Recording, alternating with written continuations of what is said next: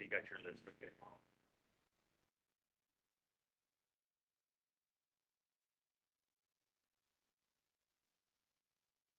Yeah. Yeah.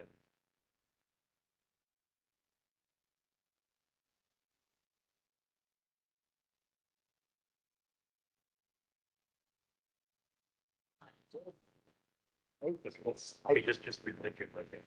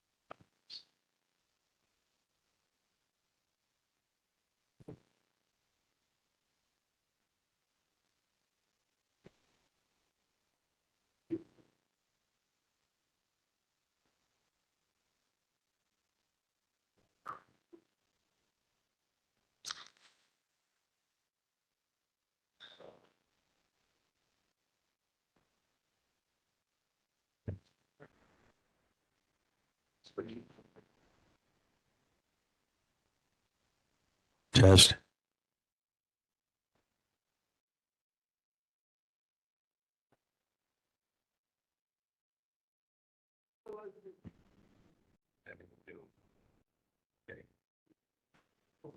Well, good evening, everyone. We're going to go ahead and call the Pearl City Neighborhood Board meeting to order. Today is Tuesday, October 28th, and I'd like to welcome everybody here to Momilani Community Center and to the Pearl City Neighborhood Board meeting.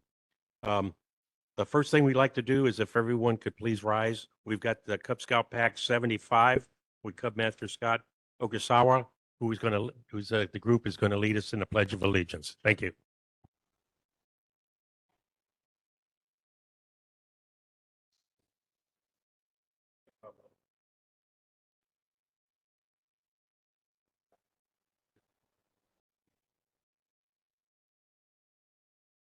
Scott, you got anything, any updates? Hi, Chair Vere. Yes, thank you. Last month we're ending October. This month, our theme was outdoors. We went camping. We learned about 6 essentials, outdoor code, leave no trace. And next month, our theme is sportsmanship. So we're going to be holding our rain gutter regatta race in-house here on November 26th, I believe. And then yeah, we're gonna promote sportsmanship, good, losing with grace, winning with humility, etc. So thank you for your time. That's it. Scott? Well, this was Thank you Mr. Scott, yeah. So the latest news from the scouting industry is that folks want to sell those 2 campsites Yes. on the Big Island. I- Is there anything that the neighborhood board can do to help you guys out? Write a letter or something? Yeah, Mr. Gainoy approached me, and I did see that news last night, and it's really concerning. So I'm not sure what we can do, but maybe guys, Mr. Inoy's idea was to reach out to maybe people that have deep pockets that live on the island or on our islands and maybe get some kind of concession or help support, and maybe we can build enough interest to keep it alive. Yeah, I'm not certain on a path forward yet, but definitely something to think about. Okay, well, thank you for the heads up. I heard that on the news last night too, and my thoughts were very limited on places, where the scouts can go, Mhm. and especially those locations have some long time memories. They've been there for quite a long time. So, Yeah. Guy, if you could, let's work on that, and we'll work with our legislators, and we'll put something in writing, at least to state our requirement why we need it. So you will see something from us. Okay. Thank you. you. Thanks, Rodney, for bringing that up. Okay, I need to talk about a time limit procedures. Uh, everyone is virtual. If you're wishing to speak, you're asked to open the list of participants and click your raised hand so the neighborhood assistant can see it on the laptop here. When recognized by the chair, address the comments directly to me as the chair. Remarks should not exceed 3 minutes. Please cancel the raise hand icon after speaking. Presentations must be kept to 5 minutes, and please silence all your cell phones. The chat box is also open to be used to ask simple questions, and board members required to keep their video active when they're speaking and for voting. For everyone here that's in person, just raise your hand and we'll have you ask the question. Well, when I call on the community, the board may take action on any agenda item as required by the state sunshine law. Specific issues not noted on this agenda cannot be voted on unless added to the agenda. Board actions such as draft resolutions and outgoing letters will be posted for the public on Google Drive. Can you go ahead and do roll call? Okay. Michael Taylor. Thank you. Rodney Wong. Thank you. Charmaine Duran. Absent. No, no. I'm so here. sorry. That's I'm okay. sorry, Vice Here. Chair. Okay. And virtual. Guy Inoue. Here. Thank you. Member Dupio. Absent. Heidi Weber. Here. Ryan Yamamoto. Thank you. Dan Smith. Thank you. Nathan Takeuchi. Here. Thank you. Tony Velasco. I I'm see here. virtual. Thank you. Thanks, Tony. And Trevor. Thanks. Okay, thank you, Melissa. Okay, first up on our agenda here, public safety reports. Honolulu Fire Department, welcome.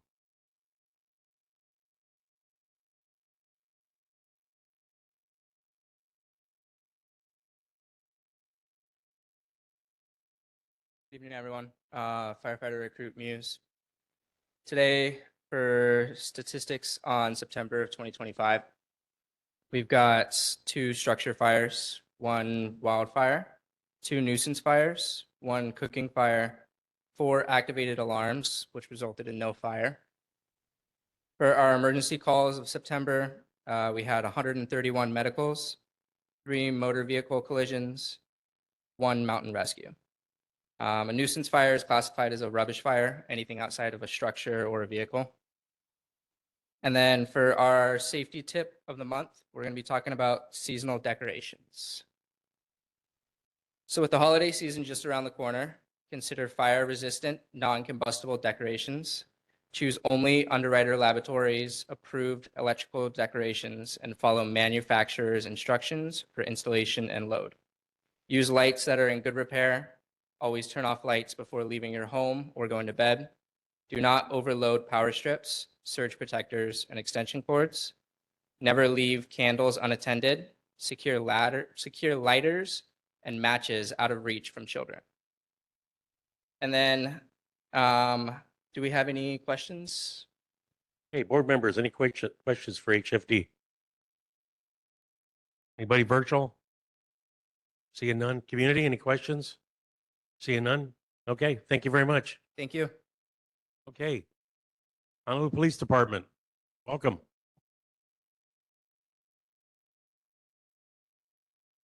It's nice to see you in person. Aloha, good afternoon. My name is Keone Hong. I'm a lieutenant with the Honolulu Police Department. Going over the stats for September compared to August. Motor vehicle thefts, there were 13 compared to 7. Burglaries, 6 compared to 7. Thefts, 23 compared to 27. And car break-ins, 4 compared to 5. Calls for service in this area in September was 1,456. One thing that the police department wanted to share, can I read it? Is as part of Chief Vanek's ongoing efforts to strengthen community trust and improve the quality of services that HPD provides to our community, we're looking to increase the number of participants in this year's annual community survey. This 5-minute survey is designed to gather input from community members about their experiences with Honolulu PD and their perception of safety on Oahu. Results of the survey will be reviewed by department leadership and shared publicly to inform future planning and community engagement initiatives. The survey is open to all residents and easily accessed via a QR code and will run between November 1st to 30th, 2025. So I did share some of the QR codes with the board members and I left some on the table, but I don't know if you can get it on the camera. This is the QR code. So I'm not sure what the website is, but once you scan the QR code, it goes to the website. But it doesn't start until November 1st. And on that note, I don't know if you guys saw KHON2 News on October 21st posted an article, 2 Hawaii cities ranked among the safest in the United States, according to a new Wallet Hub 2025 Safest Cities in America report released on Monday, October 20th. The study compared more than 180 cities using 41 indicators of safety, from crime rates and natural disaster risk to financial stability. And Pro City was ranked first in the nation for the home and community safety category. So good job to Pro City. I do want to thank our officers, our men and women also helping with probably the ranking, but also the community members in Pro City. But otherwise, I have nothing else to share this. Any questions for HPD? Well, thank you so much, because that's first heard for me. Oh, yeah? Yeah, okay, we're good. Chair. Yes. Go Yeah, ahead. and Pro City was also ranked Test, one of the Test, happiest places on the planet. Oh, yeah? test, test, test. Better than I Disney. think was one of them was TripAdvisor. They were ranked 4th recently and so forth like that. But Yeah, awesome. I think it's because of HPD. Yeah, partly. It's the community too, though. Yeah, I've been tracking crimemapping.com Mhm, and, you know, I'm president of my homeowners association, so mhm. I got my meetings tomorrow, but I usually provide an update for the last 30 days, especially for the IAEA Pearl City areas. Yes. And I'm still tracking those burglaries. Those Mhm. guys are still out there, still hitting houses. So we might be the safest, but we got to keep our eyes open Property. because we still got the thieves out there. Yes. Go ahead, Rodney. Yeah, I- Lieutenant. Just wondering, going from what Mr. Iwasaki said last month, they had a broken leg on the wheel leg on the speed machine. The trailer. Yeah, I was just wondering what is the Yeah, the status from my understanding is it's still down, waiting for the part Okay. to come in, unfortunately. yeah. Yeah. So our community policing team handles the speed trailer. So we're trying to borrow from another district, but they of course have their own, areas they use it. So right now it's still down from my understanding. Is that a city thing? What's that? Is that a city repair thing? I think they have to put in the forms and they wait for the city to reply and send us the parts. Okay. Yeah. If not, I would have come down there, Sure. throw that bugger down my working place and weld them up already. Okay, Guy. So, officer, is it based on acreage or how large the community is that you get like 1 trailer or 2 or 3, etc., like that? How is it Yeah. appropriated? I'm not sure, to be honest. The community policing, I know at least 1 per district, but I'm not sure if the bigger districts might have more. Can you find out and perhaps maybe we got to lobby for something? Possibly, yeah. I'll mention If it's that. if it's a that big of a deterrent, Yes, makes sense. Yeah. I'll versus having shortage of run and officers. then it's, out of commission and have a spare, yeah. Thank you. Okay, anybody virtual? And Vice Chair, one of the things, maybe you can put a thing out on Instagram there for our acknowledgement of being the safest city. Who we got? Okay. Charmaine, go ahead. Thank you, Chair. I think an acquisition of another speed trailer, I think maybe multiple trailers. I think board member Awang put that forward last year, remains one of our priorities. So we'll be sure to lobby for that. But I actually have another comment. We received a complaint, or I received a complaint regarding a semi truck. This has been an ongoing issue. So I just wanted to give HPD a heads up that I'm going to send that via email as we normally do, so that they can support maybe community policing. I think traffic enforcement has gone out, help that community who's struggling with the road being blocked. Okay, thank you, Vice Chair. Go ahead. Any, board members, any other questions? Okay, seeing none, community? Go ahead there, Doc. I just am interested in the comment, Pearl City safest in the nation. Is that what you said? The category of home and community seat. Okay, like, do they base that on statistics or is Yeah, it? they had, I believe, 41 categories that they measured. Each category had a point scale. You had the most points in that category. They ranked you accordingly. Okay, thank you. Okay, seeing no other hands up, thank you so much, and we'll stay in touch with you. Thank you. Okay, moving on to presentations. We're privileged today that we've got the Director of Homeless Solutions, Mr. Roy Miyahara. And thank you, sir, for taking time out of your schedule to come out to us. Right. Good evening, Chair. Good evening, Neighborhood Board, I believe 22. Thank you very much for having me. Go ahead. Super. In my travels in the last 8 months in this job, I've always asked the question, what are we going to do differently when it comes down to not eliminating homelessness, but reducing homelessness? I mean, our aim is never, I don't think it's realistic to say that we can eliminate it entirely, but our goal in Mayor Blangiardi's administration is to reduce it every month by 1,000 people off the street into our provider system, then exiting out, not back into litter homelessness, but back into a permanent type of solution for you. And tonight I'm going to show you, with some help of Melissa, our deployment strategy for 2025. The way I tee this up, you can go back one slide. The way I tee this up is first understanding as to what drives some of these decisions for the sheltered and unsheltered. I know it's very difficult to see, but you can see how we have reacted to it since 2022.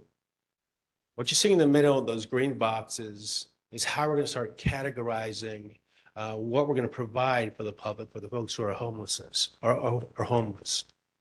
And then to the right, you're going to see a little bit more in finer print or in better details, again, how we're responding off of those green boxes in the middle.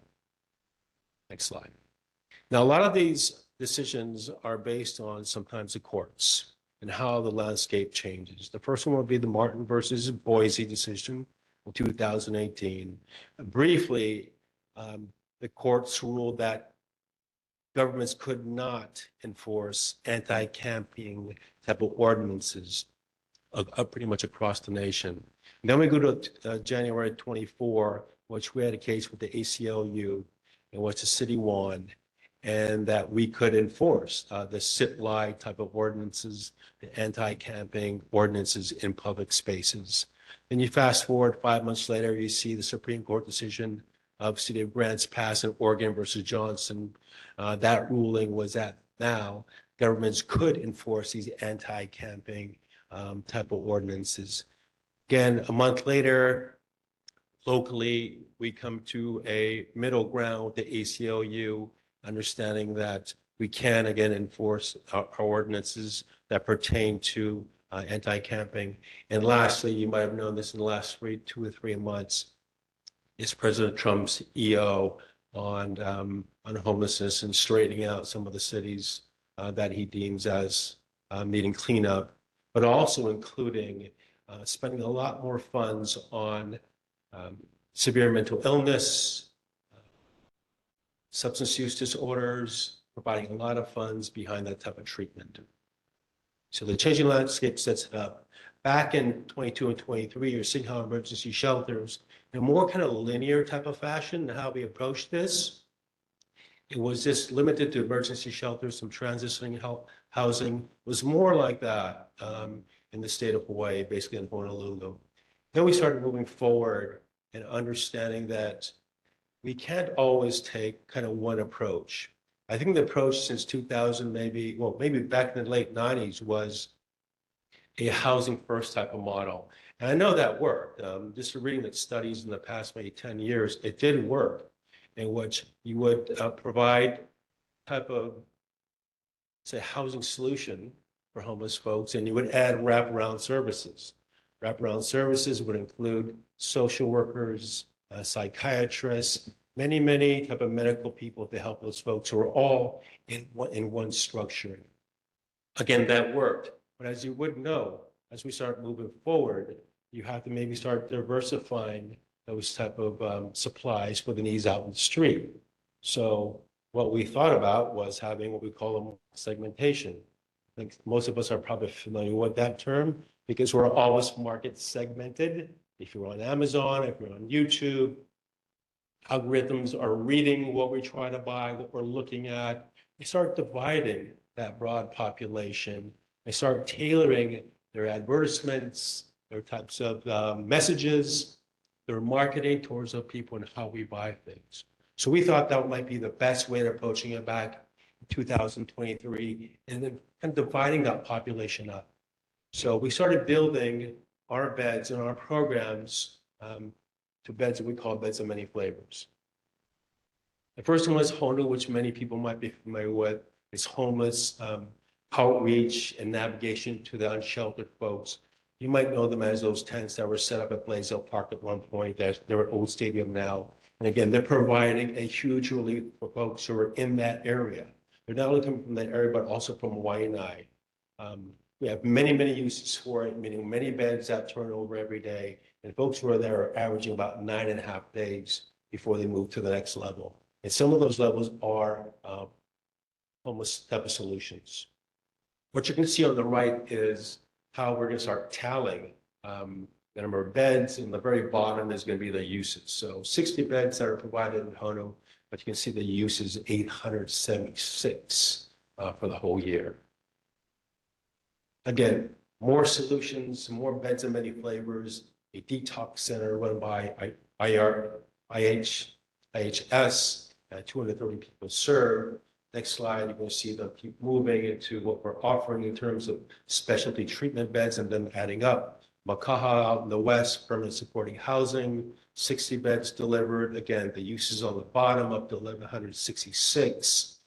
Still more beds of many flavors with Liahi Behavioral Health, helping those who are mentally impaired, and many more uses for that.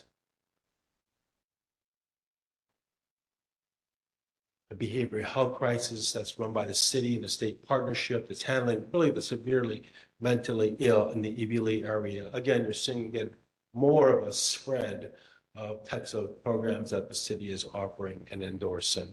Then you go to Waikiki Business or family shelter, 4 floors serving many families in the urban core area. Again, more adding to it. When we go back to we're in town near Ala Park, that we have a medical respite. It's more for the folks who are very much in need. A 24/7 operation, where people come off the street with many medical issues. And I'm not just talking about those who have lacerations and sores. We're talking about folks who do have cancer, kidney disease, cardiovascular issues. There's so much more that these folks handle in the medical respite. It's again, more adding to our tally, but always bear in mind how many uses that they have on the very bottom. And more family shelters run by Family Promise, a renowned type of program across the nation. More family shelters. This is brand new in our Haula area. That's taken shape in the last three months. Again, a navigation center run again by Family Promise in the Mo'ili section. I've seen this in play in that they have about 6 units, families actually working, going to work and coming back, paying some of the rent in a homeless type of state.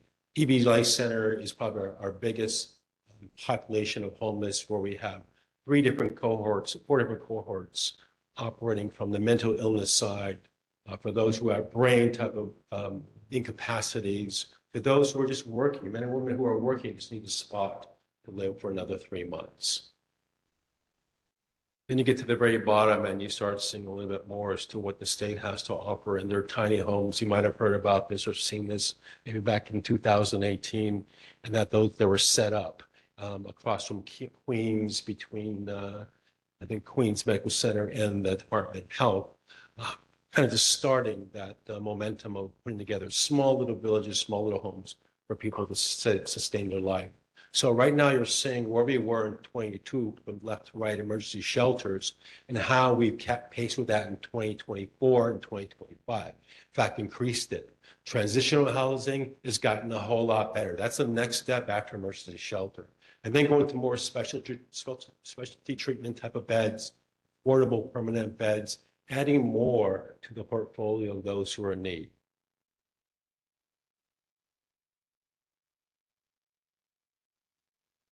So the strategy in place for Mayor Blangiardi's administration, in my estimation, the first 8 months of work works best when we start understanding what the population needs.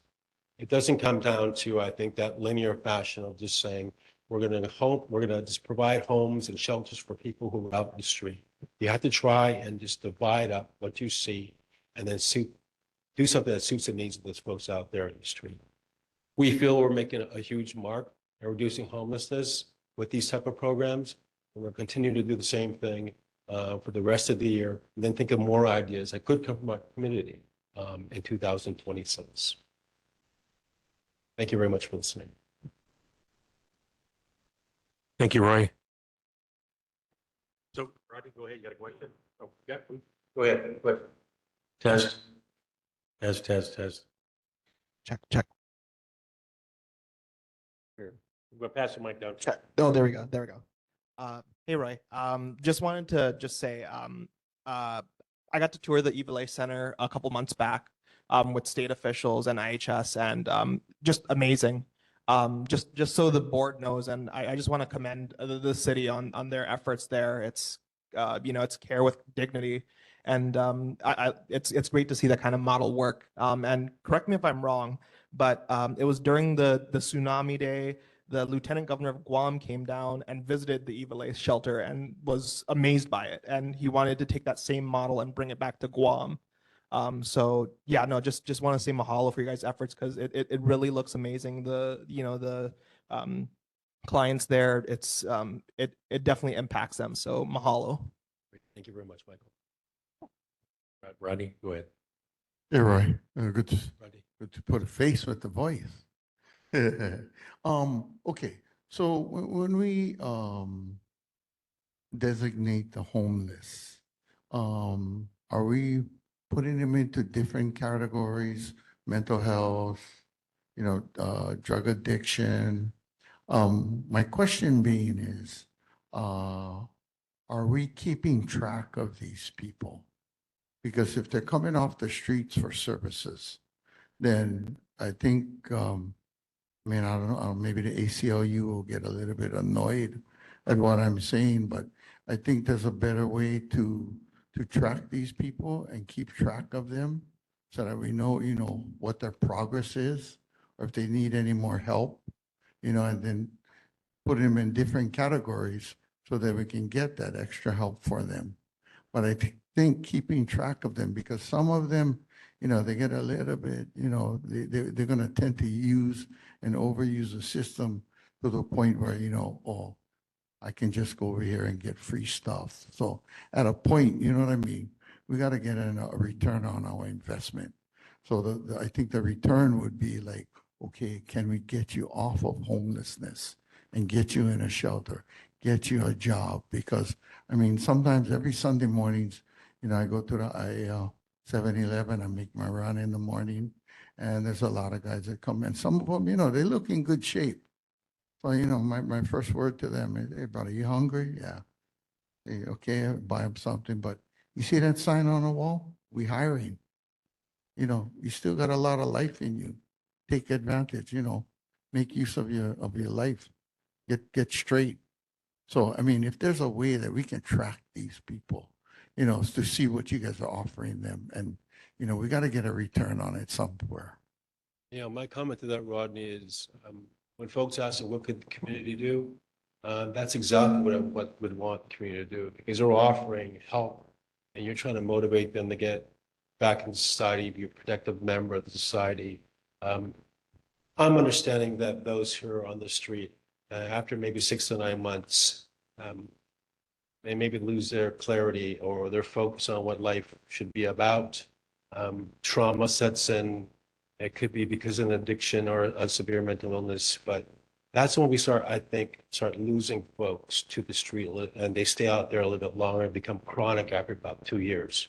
So one answer is at the outset, and that could even start when they're on the brink of losing their shelter, losing their home, is when you have to have case management around them and social work.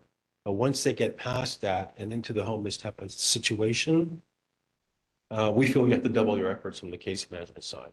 And we're confident we have 2 providers, Kealoha West, I believe on this side, and IHS more towards the urban core that has a pretty robust type of staff to do that.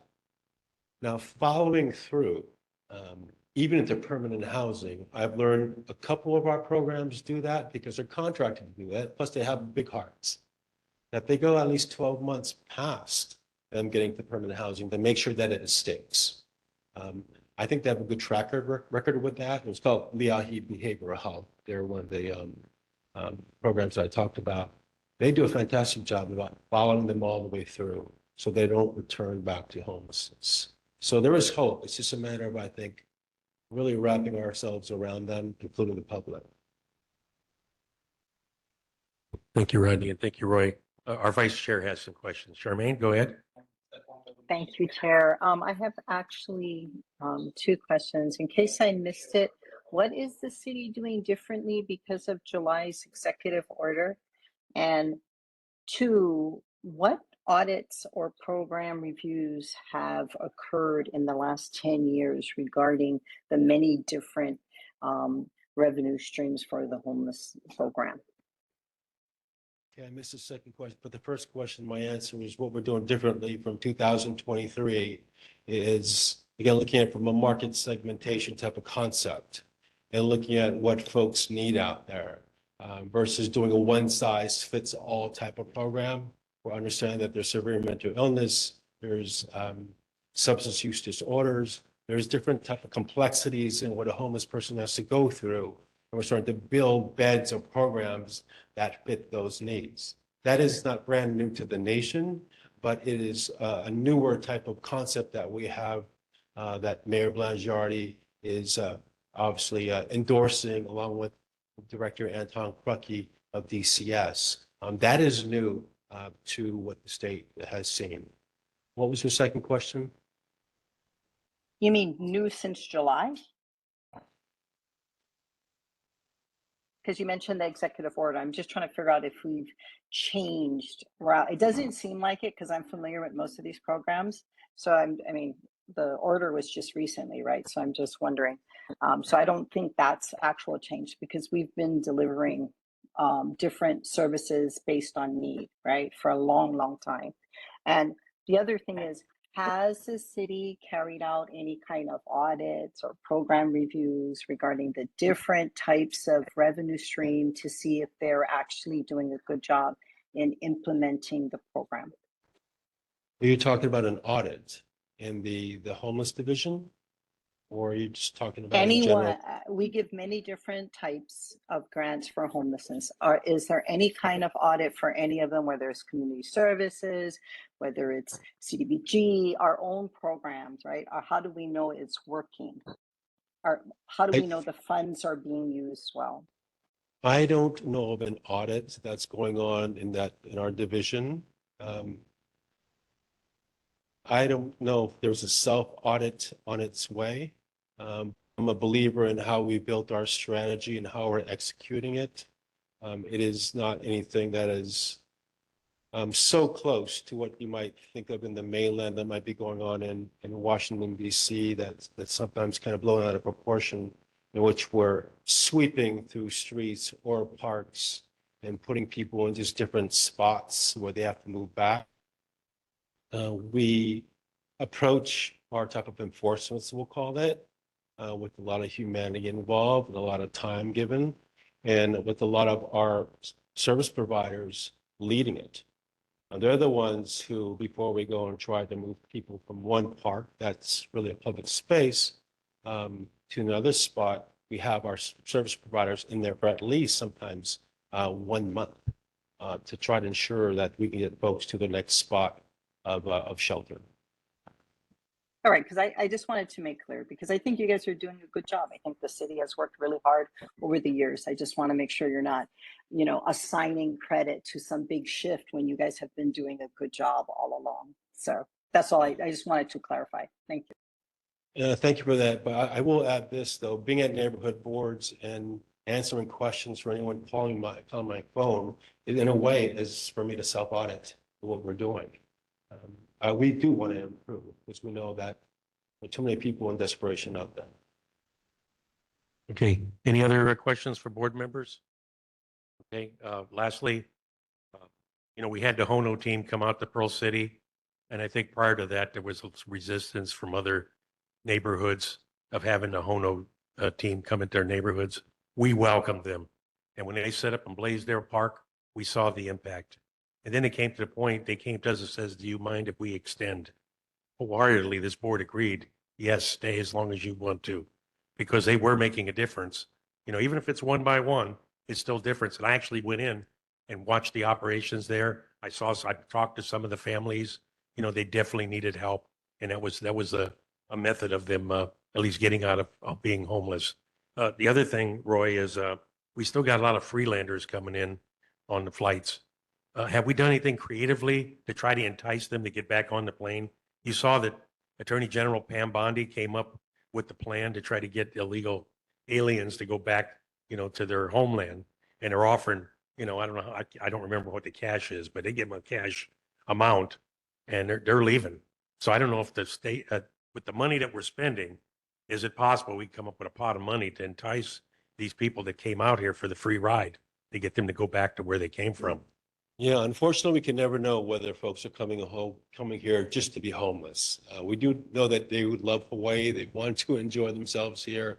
Some of them have good intentions to work and to find a place and then fall in the state that it's too expensive to live here and they can't find their way back, or they don't have anyone to receive them if they want to go back.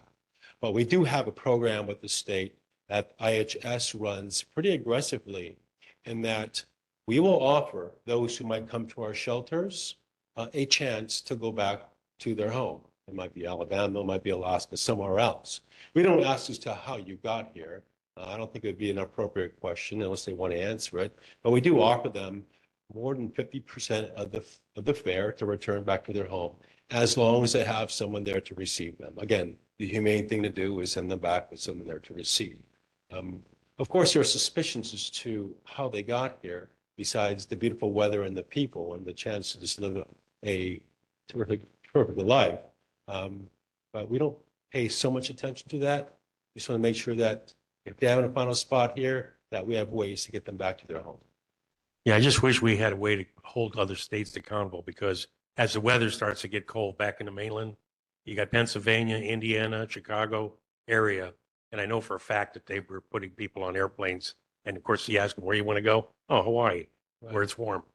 Well, And I know it's difficult to track those situations. And lastly, not to talk too much, but, we have a major problem in Pearl City with the homeless that just won't follow the rules. Everyone here that drives Waimano Home Road and Kamehameha Highway, that intersection, that's the main gauntlet for the homeless to get from the bike trail, to get to Don Quixote, to get to Walmart, to get to 7-Eleven and everything. They don't follow the crosswalks. They don't follow the crosswalk signs. And we've had so many near misses of them. There's no consequences, because even when we do make a report to police, by the time the police get there, they're already gone. But it's out of control. And I just worry about public safety in those areas. And I just can't figure a way thinking of how can we do this? How can we fix it? But the one thing is, we need to control the homeless and help them. We need to have a place for them to go with showers, washing machine dryers and everything, and let the church groups jump in to help feed them. We just got to find the locations in each of the townships. And I've been looking at Pearl City. One time I wanted to, take half of Blaisdell Park, but we'll continue to work with you. It's really nice to see you in person here with the board and establish this teamwork, because we do support with the mayor and what you're doing to help mitigate, because I don't think we'll ever resolve it. There's always going to be issues. I look back when I was a kid, we called them hobos. They jumped on the trains going city to city. Same. But thank you for what you do and your staff and taking time to educate us with updates. And we'll continue to work with you as the board here comes up with creative ideas. And thank you. Thank you, Chair. Thank you, Board. Okay. And you got a question? Okay. I'm going to, if for a moment there and Ela Alexander, are you here? Okay. She was supposed to be here Hello, for Chair. pesticides. Oh, you're here. Um, Okay. Can you hold just for a second? Of course. What's the question too? Is it public or is it for him? Yeah, I accidentally skipped over that. And what I was gonna do is come back to public testimony if there was somebody that wanted to say something. Oh, what? Okay, I asked her if there was a question. I thought he did. Okay, because he told me already that he wanted to talk to Casey Hobby. I just wanted to commend. Sorry.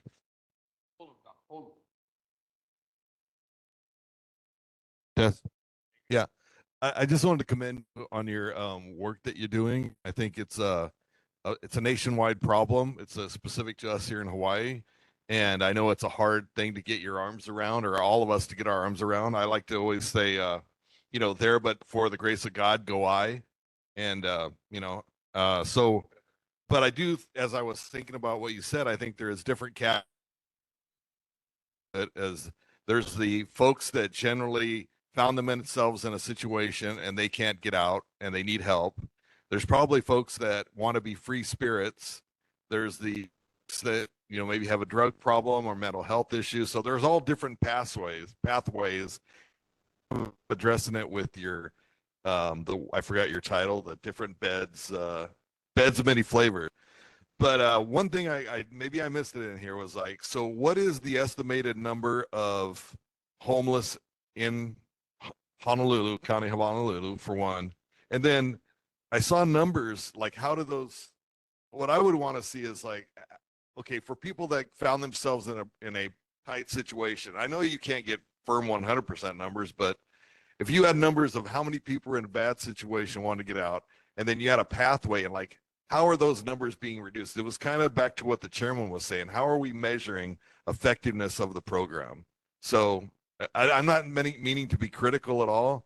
I just feel like it would help everybody to understand, some numbers, like overall numbers of the categories, and then how those numbers on a yearly basis maybe are declining based on your program. And that would be like, oh, then I know I'm hitting the right spot, or no, we need to tweak this. So sorry about being long-winded, but that was just the thoughts I had as I was listening.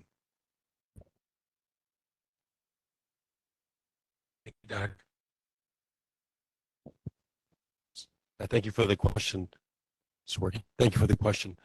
So we have an organization called PIC, Partners in Care, as part of the COC, Continuum of Care, that measures there's many performance metrics behind what happens in the state of Hawaii. There's another one in Maui, the island of Oahu, and then the island of Maui. They can provide some numbers for you if you. But we like to try to measure our success in a lot of ways. I would know for a fact how many people are coming off the street and into some of the service provider type of programs. I know for a fact how many people leave those programs and back into literal homelessness, some whom even move into permanent solutions. Every month we have information like that. The city is trying to get better, though, at understanding, number one, from a Honu standpoint, as to where they go, how long they've been in those programs, where they came from. We're trying to slice that up and sort it a little bit better, so we can understand from that standpoint, and then mix it up with what the Partners in Care has to deliver. And we're using a new system called the Kukul Command Center, which is offering technology now to our island, in which we're going to be tracking through what we call a bed reservation type of service, just like maybe Expedia.com or those type of sites. We're trying to get folks to reserve beds and then understand as to where they go throughout their journey from those type of providers. That'll take some time, maybe until next year, but we can sit back and see that HMIS or the Parks and Care does offer those type of metrics you're looking for. And I can get that question from you and I'll take it back, get the answer for you. Okay, thank you. Test, test, test. I lost my mic. Can you guys hear me? Okay. Okay, Roy, I think that's, any other questions from the community? Go ahead. Go ahead, Ted.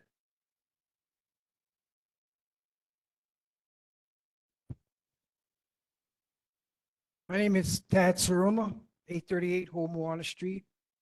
Thank you, not Lion, but Chair Verre and Vice Chair Sharmi for listening to me. I have a traffic concern and it's a real big one. And it involves state highways right in front of Sam's Club, as well as the other one coming from Waipahu. So it's Kamehameha Highway, it's called, and the other one is HI 99, where they merge. I almost got hit the other day, broadside, because the person from HI 99 didn't bother to look that industrial pathway street is coming. I mean, I'm going that way. So who has the right of way over there? Do we both yield? Do we both stop there? Do you asking for somebody to get hit real quick in the future? I don't know if you ever experienced this, board members, but whatever they did just now, it made the traffic worse over there. They did something, make a turnaround or some sort. Forget that. That's not good. Somebody's going to get into a real serious accident. So I think the state of Hawaii DOT, Casey Abe, needs to work with Honolulu Police Department with a mitigation process or workflow, how they're going to do it. Either there's stop signs or there's stop lights or who has the right of way. If both go at the same time, guaranteed they're going to be hitting each other. You have major accident there. I don't know. This has been there for ages.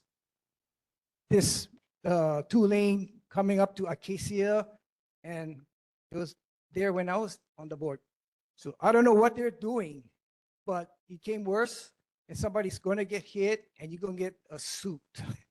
Okay, hey, Tad, so Casey Abe, are you online? Yes. Yes, Chair, I'm online, and Hey, turn it during on. my presentation tonight, I was going to go over this new bus-only U-turn that I think the gentleman has a concern. Do you want me to? Yeah, could you jump into it right now since for the matter of time so we can get this issue out of the way? Okay.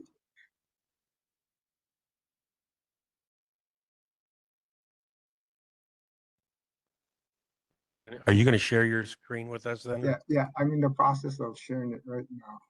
Hey, sorry to catch you off guard there, but this is an important safety issue. Yeah. Can I further comment? Can you see One day passing by, I saw a big, I don't know, big van truck type of thing blocking the road access for the industrial park right there, coming off from Cam Highway. So the person from the industrial couldn't even get through.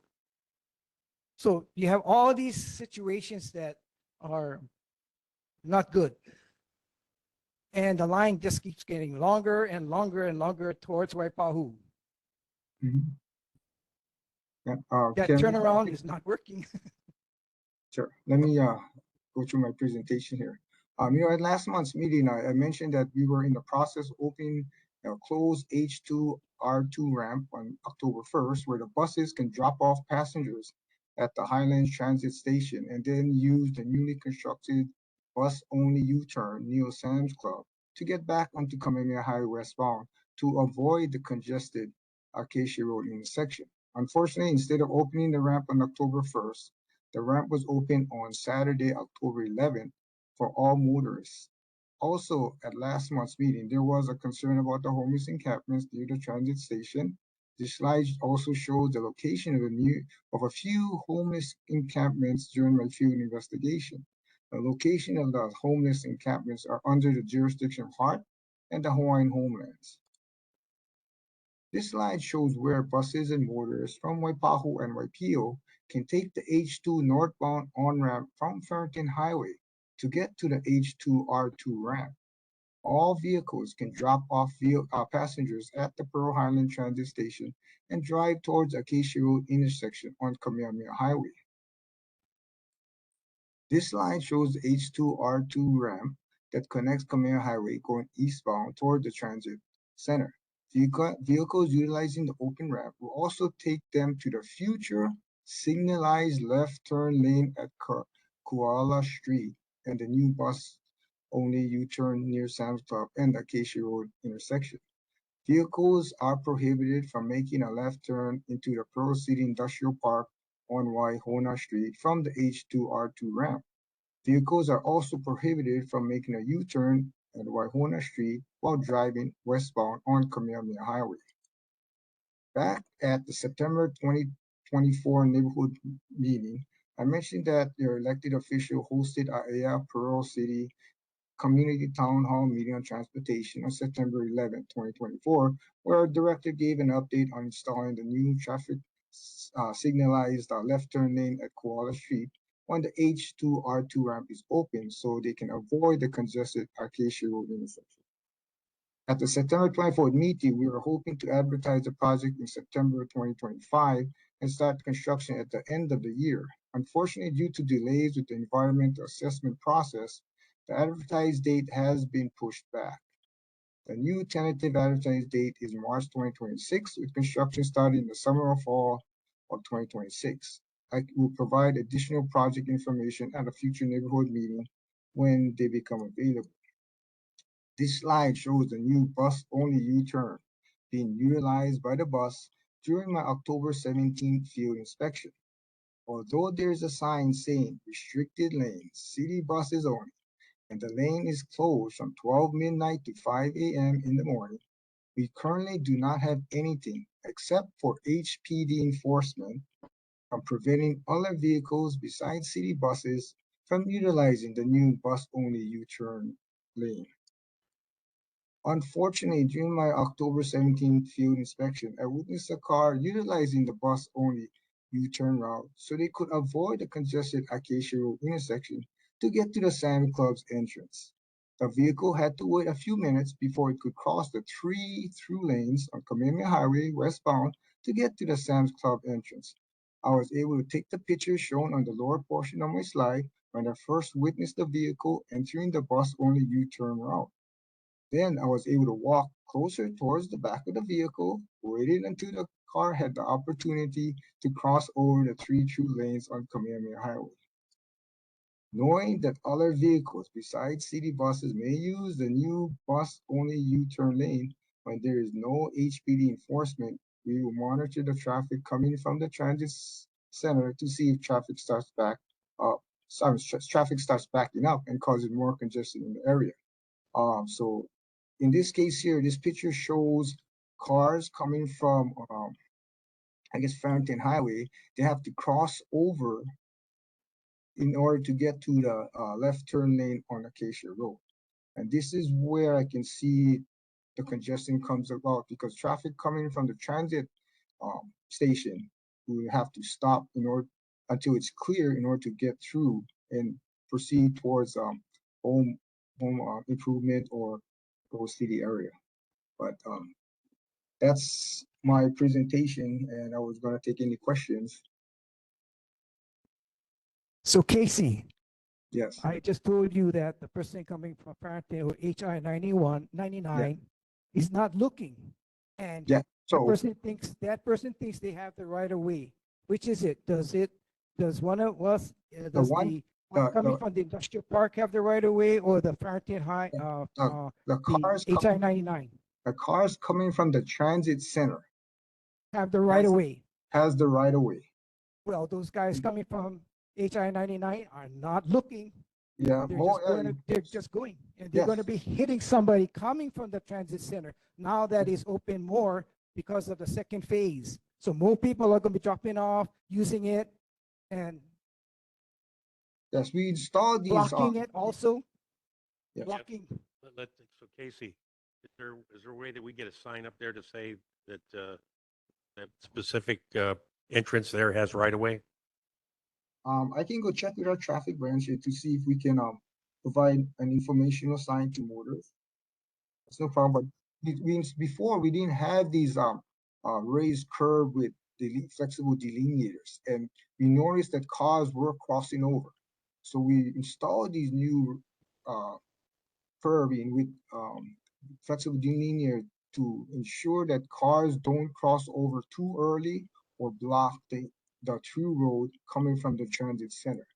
But as you can see as my top middle picture, the van will cross over. And fortunately, there were no cars coming from the transit center.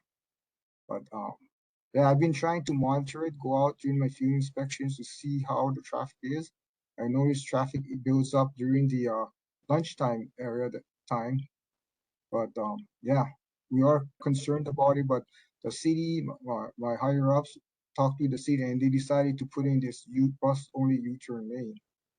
But as you can see, we have signs. But again, as you notice that there are motorists disregarding the sign and they use the U-turn just to get to the Sam Clubs or make a U-turn to go back to Cam Highway westbound. So, Casey, Mhm. sorry to interrupt you, but do you know also that cars coming from HI 99 that Farrington, they're coming up, they're in like the second lane, and not the one that's crossing over. Now that lane, the cars are coming up and stationary, stationing themselves before the plastic thing Yeah. that blocks the lane. So they're also blocking the lane also. So I don't know what's the problem. Well, that's why Yeah, we're hoping. they put the blinkers on. They want to come in when actually they can't even do that. So Okay, Yep. so we got to get this going.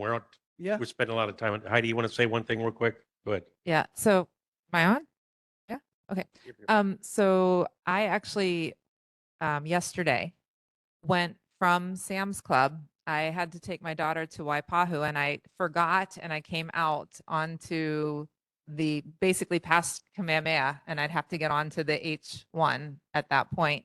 And I knew that U-turn, or not the bus U-turn, but that turn around the transit Right. station was available. So I went through there. On your slide, Casey, there was a closed and a time, I think it said midnight to 4 a.m. or something. I Mhm. saw the sign that said that it was bus only, but the closed red sign and the time, 12 a.m. to 5 a.m., it looks like. Those Mhm. two lower signs, I didn't see them. I only saw that restricted lane, city buses only sign. I didn't go that way, but as I was coming back onto Kamehameha to go to the light to make the legal U-turn to go back the other direction, I noticed the same thing. There's no signs there that tell me if I'm supposed to yield or if the folks that are coming from Farrington out of Waipahu are supposed to yield. So I made it through it without any problems, dropped my daughter off in Waipahu, came back the same direction, and there was an accident right there in that intersection, for lack of a better word, but where those two points merge. Yeah, and I had to, go around it because I was coming coming down further to Waimano Home Road. So we definitely need better signage in that area. Sure. And I think we need it quickly. yes. Okay. Casey, can you send that information, or does Chair Larry have that slides and all that verbiage that you have? Oh, You you send mean that to me and I'll get it to the PowerPoint? board. Oh, you're talking about the PowerPoint slides? The one we're looking at. Yes, there was slides Yeah. you got right now we'd like to have. And then Okay. Casey, in the Okay. meantime, this Thank board you. and also with the public testimony we got, we're hearing we have a major safety issue. And in the interim, can we temporarily put up electronic sign to educate the community temporarily until we figure out if the signage is appropriate? Because as board member Heidi said, she didn't see the bottom of that sign with the times. So we got to come up with something because there will be a crash, or maybe there has been already that I'm not aware of. Can you Okay. please investigate that? Sure. Okay, we got to move on. Tad, thanks for bringing that up as a safety issue. And I don't see any more public here because I again apologize. Anybody online from the public? Corey Heidelberg, are you online? Is this, do you have public testimony? Yeah, I'm here. I'm Corey. I was gonna comment. Can you identify, Thank you, Chair. identify Sorry. yourself? Okay. Sorry, my name is Corey Otterberg. I live here in Pearl City on Ho'olauea. Thank you.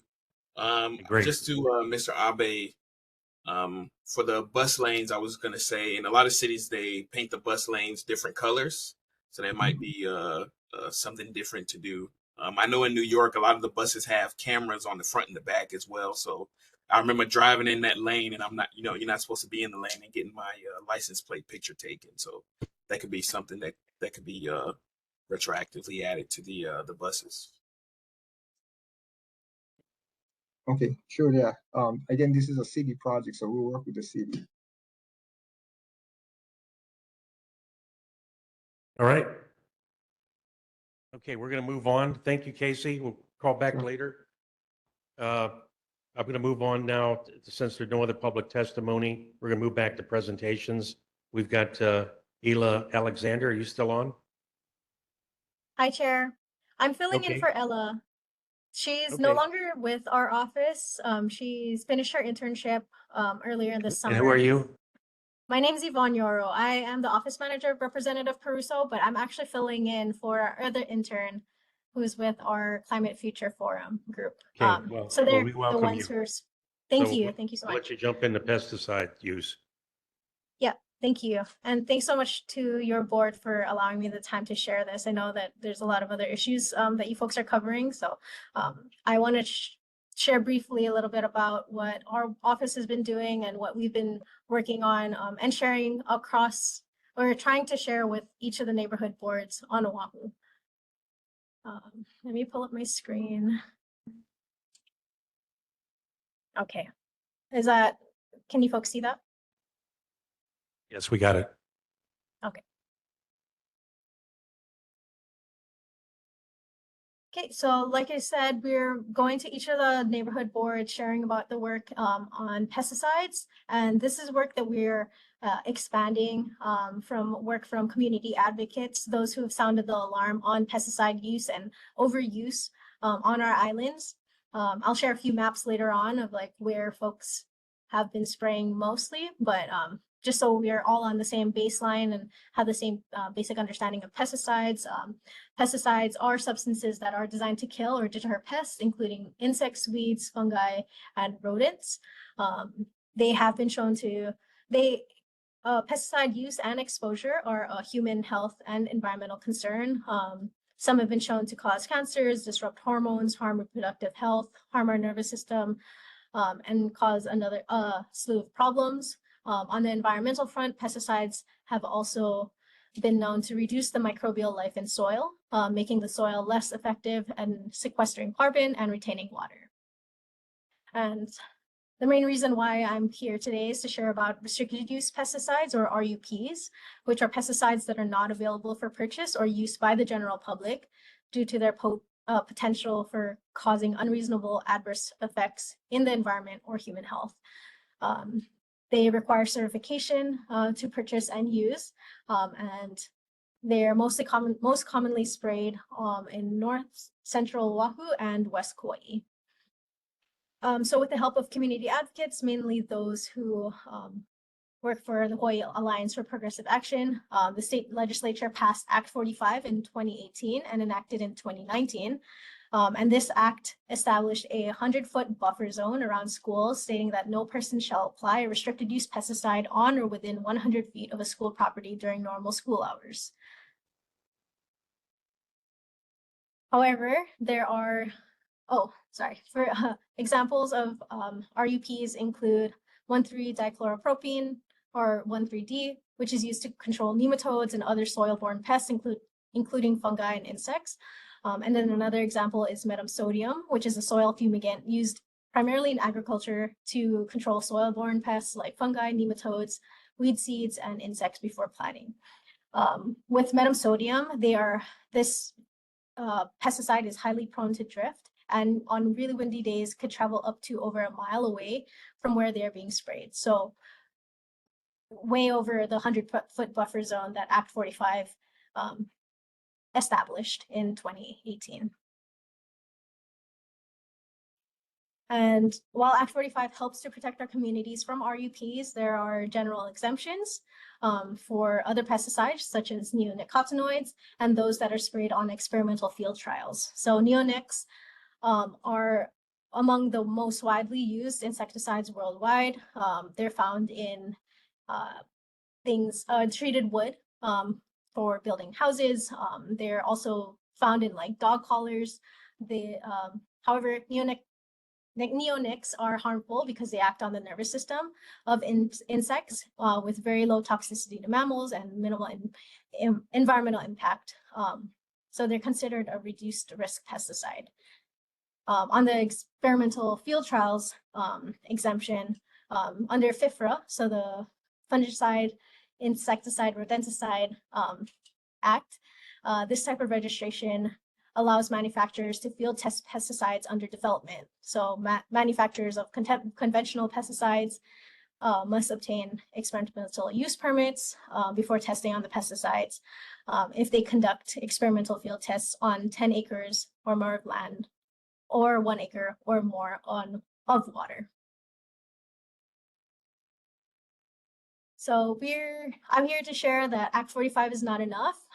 Applicators do not need to report the time when they're applying pesticides or the crop or pest that they're treating for, dilution rate, or the specific site that they're spraying on. And our office is here to bring awareness that there's more that can be done to protect our communities.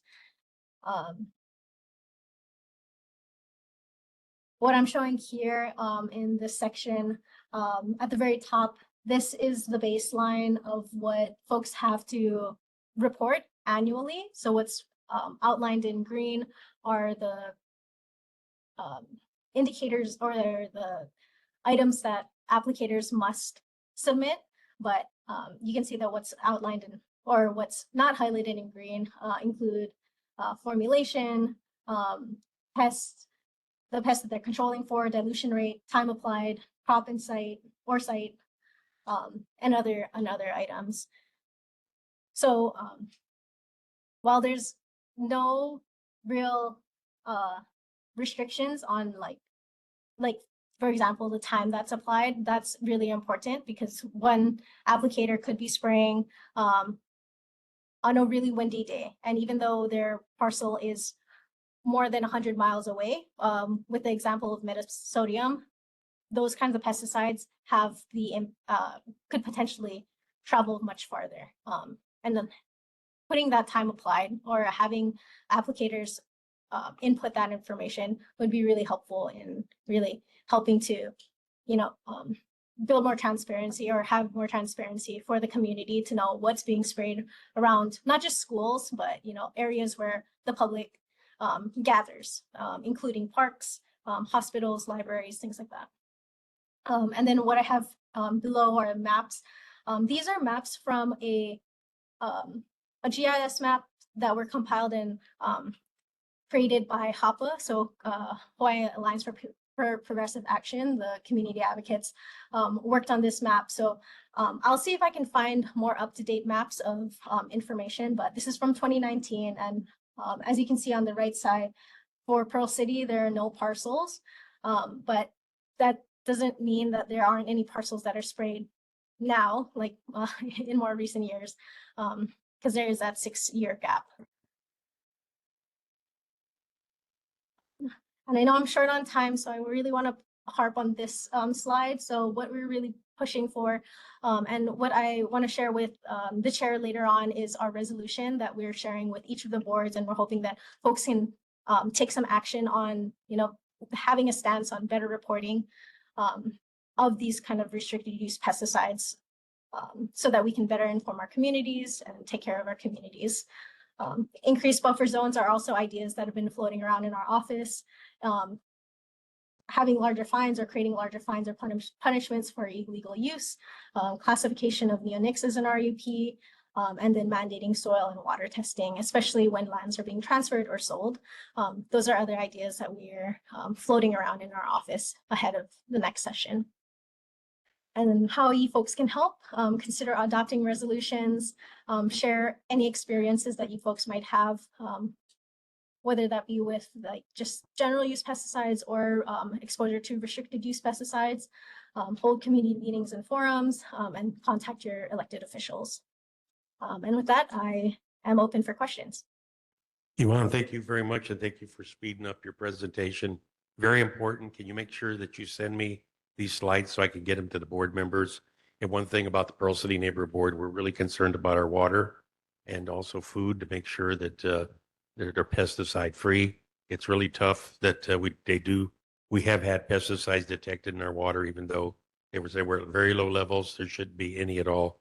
The other thing that concerns me, and I brought this up a decade ago, I think we actually did a resolution from the board asking for the Department of Health to come up with a requirement that neighbors respecting neighbors, if you're going to be using Roundup, any other pesticides, you alert your neighbor that you're going to do it. You're going to set up the time to make sure there are no children and pets that are going to be in the area during that time.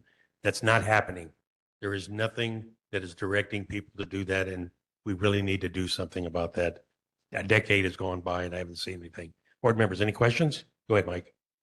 Yeah, no, just wanted to double down on what Chair Varay said. I was a Highlands Intermediate student when, we had those incidents of, pesticides and students complaining about headaches and they all had to be sent home. So, so mahalo, Yvonne, for the presentation. And totally agree with you, Chair Varay. Hey, thank you. Anybody virtually? Seeing none? Okay, Vaughn, thank you very much. And please give me that presentation. Of course, thank you so much. Okay, and moving on to the presentation we've all been waiting for. Kyle, are you there? Hi, good evening, everybody. Yes, I'm here. Hi, so yes, Kyle Martin from Pearl City High School. Good to see everyone again. I teach the architectural design program. So from last month to this month, the students have made a lot of progress. When last we spoke, they had just finished up their background information, their discovery process. And within the past month, they did a lot of sketching and designing, getting their things organized to come up with a design concept. Tonight, I have two of my students here, Chloe and Sarah, and they're going to kind of just share out the process they've gone and where they're at right now. So I'll just turn it over to them. I think they're on with us. Hi, can you hear me? Oh, we hear you loud and clear. Can you identify Okay. your team? So there's just two of us here today. My name is Sarah. And my name is Chloe. So I'm going to pull up the presentation.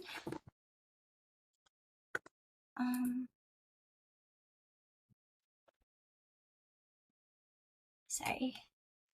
Oh, I think I have to allow it. I'm so sorry. We've all been there before. Allow it. Let's press allow. There's no button. Kyle, you ready to give some direction of where they had to punch their button? Okay, can you see it? We got it. Yes, okay. So we're gonna try to keep this presentation short, but if you guys have any questions along the way, we can go back and explain things better. So, to start, we visited the site in person to take pictures and get measurements. Just a little background, this is the Blaisdell Park, which we're designing a dog park for. From there, we researched other dog parks and looked into the standard requirements that most parks need, such as fencing, gates, and shade. And after gathering that info, we created our first polished concept sketch. You can see it here. At the top is our plan view, and underneath is our 3D orthographic view. We originally thought that $100,000 was a huge budget, so we really went all out with our first design. But moving forward, we can scale things back a little or adjust based on what's most important. Our first concept sketch features a bone-shaped perimeter with concrete walkways outlining the bone. There's fencing that separates the big dog section on the right and the small dog section on the left. In the front, there's a double gate that prevents dogs from escaping. And throughout the park, we included benches, trash cans with waste bag stations, water fountains, and play equipment for the dogs. In the top right corner, there's a set of covered bleachers for spectators to watch dog shows. And in the bottom left-hand corner, there's a covered seating area for the owners to relax. After that, we met with architects from RMA Architects who gave us their valuable feedback. Their notes are bulleted here on the slide. They suggested using cheaper dog equipment alternatives, a more centralized water source, and to avoid building around the tree roots. Using their advice, we made changes and developed our second concept sketch shown here. We also included visuals of the different dog park play toys we're considering, which are labeled on the right. We then transferred our design into Revit, which is a computer-aided design software that architects use today, and it allows us to draw everything to scale and easily determine accurate measurements. Revit also helps us visualize how the park will look like and makes it easier to adjust things like placement, size, and flow. Yep, so here's our cost analysis of the all-out version of the park. Our current estimated total comes out to $46,000, or sorry, $27,934. This doesn't include the coverings, utilities, or installation cost. So I know it was really fast, but we're gonna leave up our latest concept sketch here. So we would love to hear your guys' feedback and just any questions you might have. Okay, well, thank you. Both of you did a great job. I'm very proud of you.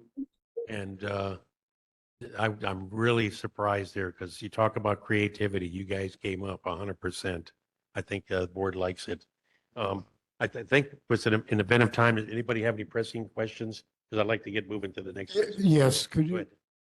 could you show the slide again to see where you're proposing it within the park, the general area? Okay, so here is our Revit file. You can see over here is kind of where the road is, Camp Highway, and the parking lot is gonna be on the right. I could email you a more a bigger version of it if you want. When you send the chair the slides, we'll take another look. Thank you.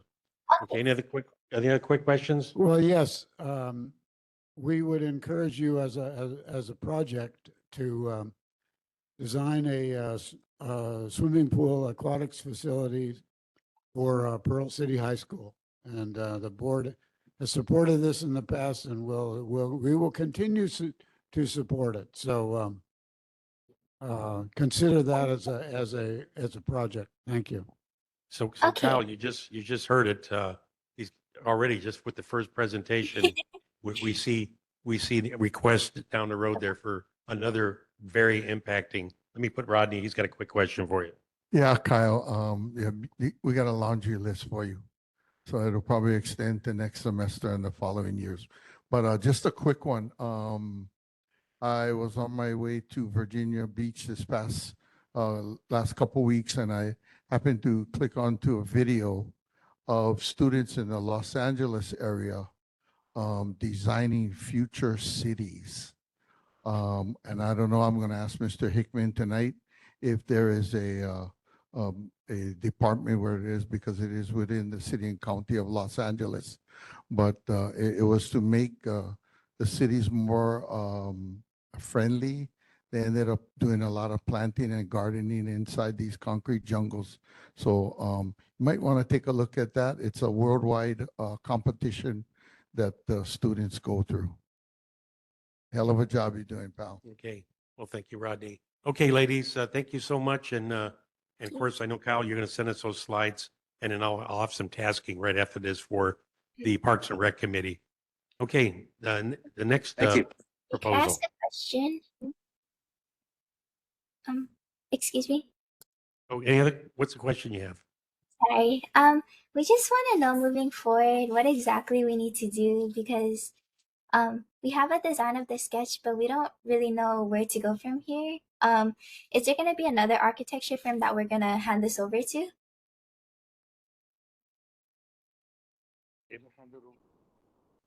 Oh, yes. What's going to happen is our council member, she acquired $200,000, $100,000 for design, $100,000 for construction. And what you've done, you've done most of the hard work there for the design phase. So I'm hoping we save money out of this, given this when it's going to go to the contractor, and hopefully some of that money we can use for other things, which I'll talk about later. So, and I'm also I want to apologize to you. I know you guys gave me a whole laundry list of questions. I tried to answer all those, but I haven't been in contact with the people that actually use the park for dog shows. This right here is so creative. I could see the dog shows already, and a lot of people coming from other townships to come to this particular playground for dogs and families. But thank you much. Kyle, we ready for the second one? So tonight is just the one group. So I was gonna get with you to see how we can organize perhaps a public showing of all four. Okay, so here's what I'm going to do is, Tony, are you there? Yeah, I'm here, Chair. Okay, can I ask you, since you're the chair for Parks and Rec, you can grab your committee members. I'd like you to set up a committee meeting with Kyle and the students, and then you Okay, go sure. through and look at them, and then you guys take your picks, number 1, 2, 3, 4. And the other thing I wanted to recommend, I really think that there's an opportunity here, since we asked for one dog park in Blaisdell Park, because I really believe we're going to save money with the students of what they did with their creativity. There could be an opportunity to negotiate with Parks and Rec, asking if we can use the extra money for a second dog park. So the first concept that the committee picks and brings to the board for final approval, that'll be one dog park, and if we can convince, we'll put a proposal forward for a second dog park. And because we've had many requests from Manana Park, maybe we can make that work. So, but anyway, Kyle, thank you so much. And to all the students, thank you for all your hard work. We are so proud of you. And the thing is, what we've already seen, you heard Rodney, and our board really wants to get a swimming pool at Pearl City High School. So here's an opportunity for you guys to jump in again and put something together that'd be really good. Thank you very much, Tony. I'll reach out to you. I have your email. Thank you. Okay, board members, any last Hey, thanks, questions? Kyle. Vice Chair? Charmaine, do you have anything? Okay, all right. All right, well, thank you, guys. I actually put tears in my eyes because I'm just so proud of you. Thank you. Thank you, Kyle. Okay. All right, moving on, and hopefully I can read the certificate, because no kidding, I do got tears in my eyes because I love these kids. Okay, next thing, I've been wanting to recognize our vice chair. She's done so much since she's been on the Pearl City Neighborhood Board, but it never ends. There's always impacting resolutions, and of course, recently with legislative capital improvements. But Charmaine, we can't thank you enough, and we wanted to recognize you in May, and I know we're virtual right now, but what I want to do is read this, and truly, all the things I got to say, there's even more. The Pearl City Neighborhood Board and the Neighborhood Commission, we hereby present a certificate of recognition to Madam Vice Chair Charmaine Duran for this past 2-year board term because of your truly superior leadership, management, and advice you provided to the chairman and the board while serving as the Pearl City Neighborhood Board 21. Specifically, you served as chairperson for the Legislative Capital Improvements Committee, where you produced numerous board resolutions that were passed to our lawmakers, and many of those resolutions were adopted into bills. Importantly, you produced very impacting board legislative priorities for 2023 through 2025 that stimulated our lawmakers working our board requirements to improve health, safety, and the quality of life for our residents in Pearl City. You were instrumental in drafting requirements for Pacific Palisades Emergency Egress Road and the siren repair, to include reaching out to the public, recruiting several residents to volunteer to adopt our parks. Furthermore, you provided accurate and technical inputs to several ongoing official letters to congressional representatives, state legislators, city council, and the mayor's office. With heartfelt thanks, Charmaine, we thank you for your leadership and service to our Pearl City residents. Mahalo nui loa. Thank you, Chair. I appreciate you taking the time. Thank you very much. Okay, and of course, that masterpiece legislative priorities. We're going to talk about that in a minute. So going onto the agenda. The first thing is I'm going to turn it over to our vice chair because she put a lot of time in on this, and this captures everything. You as a board, the things we've been working on, we slowly, meticulously agreed to what our requirements were for Pearl City across the board, from federal to state to city, and Charmaine captured it all. Charmaine, can I turn it over to you to talk about legislative priorities, and then we're going to vote on this resolution. Thank you, Chair. I think we have about maybe 10 new items, 15 new items. And so I'm just going to cover the new items.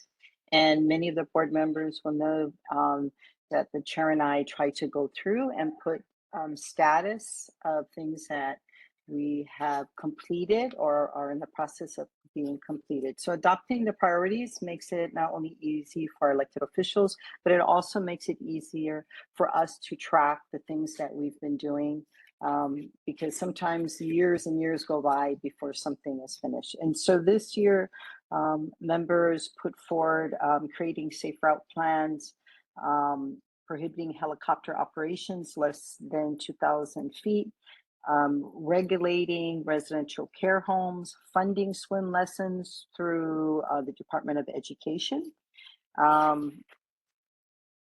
baseball field lighting, supporting youth commission activities, the design of the dog park for working with Pearl City High School, redevelopment and redesign of Manana Kai Park,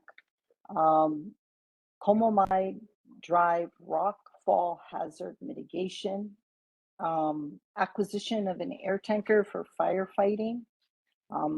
Again, the rail station parking structure has come up as a priority. And also batting cages as Pearl City District Park. That's just a few of the new ones, and it is available on our Google Drive for everybody to see. And then after we approve this document, we will create a clean one, and that will be circulated to all neighborhood boards as well. But that's it. Move to approve. Okay, do I have a second? Second. Any final discussion? Chair, if I Go ahead. may, just full disclosure, I'm going to abstain from voting, only because I'm a employee of the congressional delegation. So I can't do anything to be in potential ethics violations. So I'll be abstaining, but in full support of state and city policies that are put forth in the legislative priorities. Thank you for doing what's right. Okay, hearing no other comments, I call for the vote. Okay, Michael Taylor, Abstain. Rodney Wong, Vice Chair Charmaine Duran, Aye. Guy Inouye, Member Dupio is absent, Heidi Weber, Ryan Yamamoto, Dan Smith, Nathan Takeuchi, Yes. Tony Velasco, Aye. Chair Bure. Yes. Okay, 9 ayes, 0 noes, 1 abstain, motion adopted. Okay, thank you very much. Okay, Vice Chair, moving on to the second item. The second resolution requesting the charter amendments related to the Neighborhood Commission. We have a deadline ahead, and we're going to meet that deadline of getting our submission in. Charmaine, can you go ahead and describe the resolution? This resolution requests that the Charter Commission consider and propose amendments to strengthen neighborhood boards and the Neighborhood Commission, including language that prohibits conflicts or dual positions. And this is something that the our neighborhood board has talked about at least twice, maybe even adopted 3 separate items. And so that's an ethics provision. The other one is preventing election conflicts between neighborhood board members and staff members, allowing the neighborhood commission to suggest a budget and empowering the commission to have enforcement provisions which they currently lack, even though the plan is supposedly adopted like rules. With that said, move to approve. Okay, do I have a second? Second. Okay. Okay, and are there any other discussion on the subject? Hearing none, I call for the vote. Michael Taylor, Aye. Rodney Wong, Charmaine Duran, Aye. Guy Inoue, Heidi Weber, Ryan Yamamoto, Dan Smith, Nathan Takeuchi, Yes. Tony Velasco, Aye. Chair. Aye. 10 ayes, 0 no, 0 abstain, motion adopted. Okay, thank you. Okay, moving on to the third resolution, very important. Recently with the high number, too many deaths on our highways, urging the Hawaii State Legislature and Honolulu City Council to mitigate the loss of life on our roadways while improving current laws, regulations, and enforcement of e-bikes and e-scooter operators. Dan, could you go ahead and present the resolution? This is resolution. Neighborhood boards are partnering on this resolution due to injuries, loss of life, even loss of life.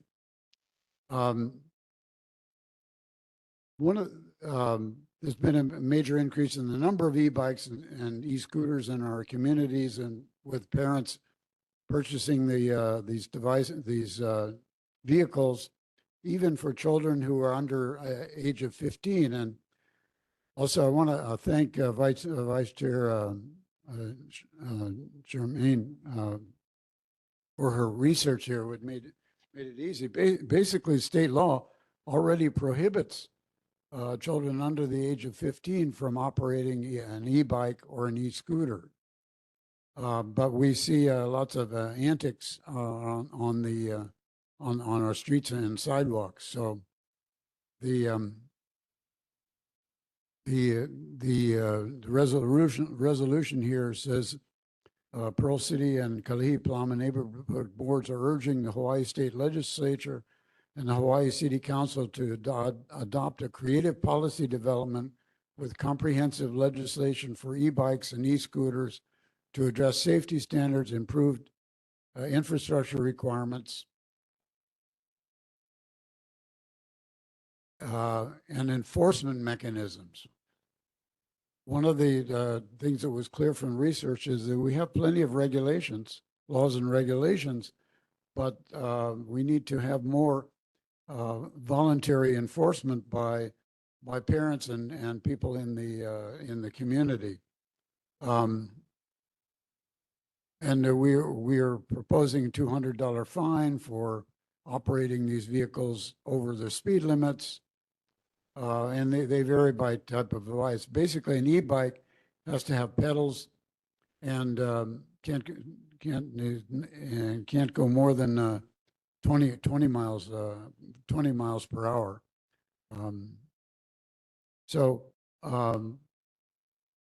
We're asking the legislature and the city council to facilitate community enforcement of e-bike laws and safe behavior. So resolve that this resolution be passed by both neighborhood boards and then forward on to city and state administrators and legislators. Thank you.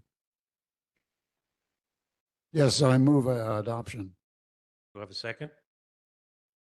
Second. Okay. Any discussion? Okay, Rodney? Vice Chair Duran, is there any way that we could put more teeth into this this bill, or where we can get the retailers and sellers of these e-bikes more liability in who they sell it to? Because pretty much basically they are the ones who are, enabling these people to do these things, enabling these parents to buy these bikes and give it to their kids.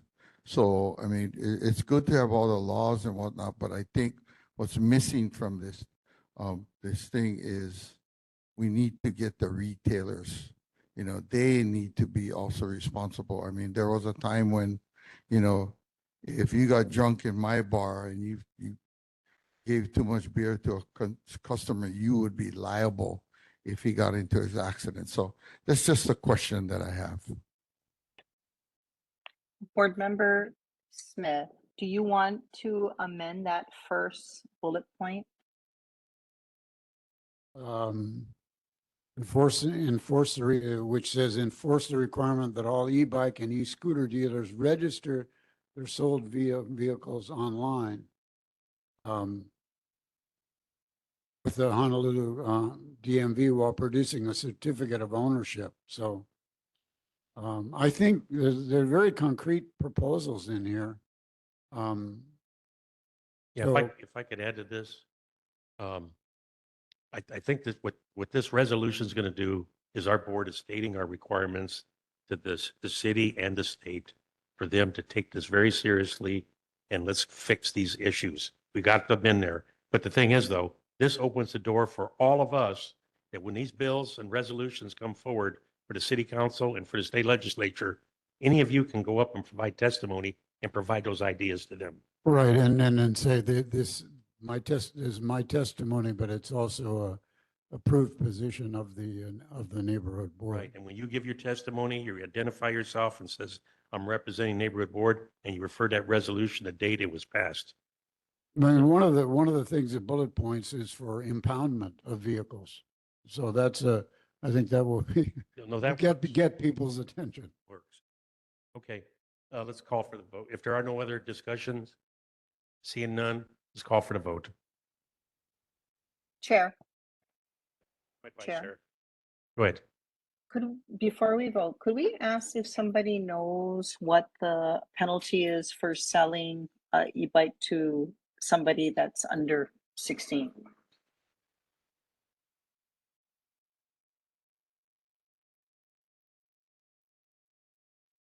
I can't answer that. And No, does we- somebody there know? Like one of our state guys, they're always so. does any of our legislators know if there's a penalty for a merchant, a seller for a company to sell to a under 16-year-old or 16-year-old below?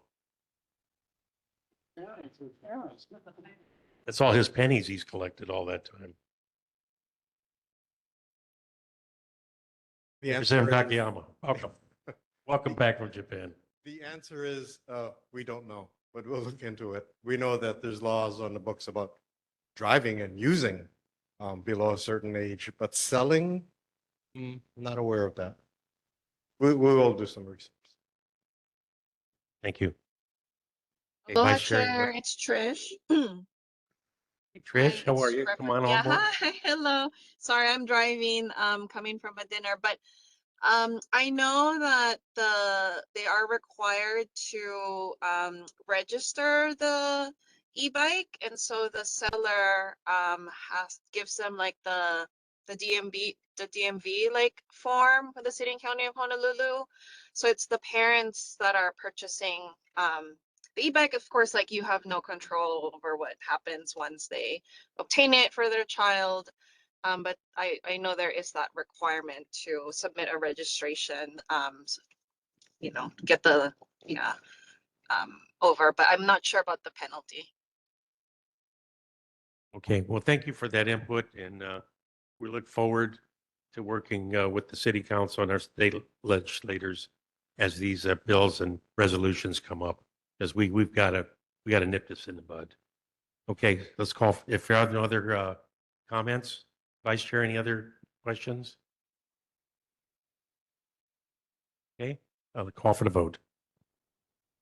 Michael Taylor, Aye.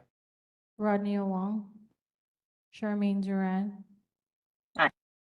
Guy Inoue, Heidi Weber, Aye. Ryan Yamato, sorry. Dan Smith, Nathan Takeuchi, Yes. Tony Velasco, Aye. Chair. Aye.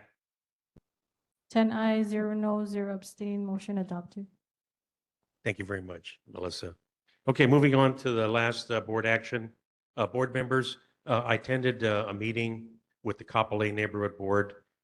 They were facilitating a emergency disaster preparedness town hall meeting. They ran into issues with trying to get this thing together, and I offered to them to help them because they had some roadblocks. I offered to host it from the Pearl City area, and they agreed, and we still have them involved. But the proposal is, and also working with the NCO executive secretary to prove that, is to, for our November 25th meeting next month, is to not conduct a regular board meeting, but to take that meeting time and resources and move it to the Pearl Ridge Elementary School so we could facilitate a emergency disaster preparedness uh, special meeting. And it's more like a seminar. What I've done is working with Dr. Keone Dudley. We've set up a number of good briefers and leaders for HIEMA, the emergency management, Red Cross, and a whole number of them. But the objective is, this is so important. You're watching TV right now with what's happening with Jamaica, Cat 5 hurricane coming up from the south, and just model that for Oahu. It's disastrous for us. And the thing is, we know we don't have our shelters with all the capabilities, and some of them are insufficient. We need to educate our residents to get them to start thinking about fortifying their homes. And there's ways to do that. So right now, the partnership that we put together is with the Lilia board number 14, Salt Lake number 18, our board, AIA 22, EVA 23, Makakilo 34, and Mililani board 35. All those representatives will be supporting this and will be there in attendance. The objective is we listen, we collect the information, we listen to the capabilities that each of the agencies have, and then we identify those limitations, and then creatively we get together and we develop a plan of action for a resolution to identify what we need to improve in a way ahead. And I think I told you before, I'm already building a model with my townhome association of how to be prepared for the hurricane and then have a recovery period, but everybody takes care of each other.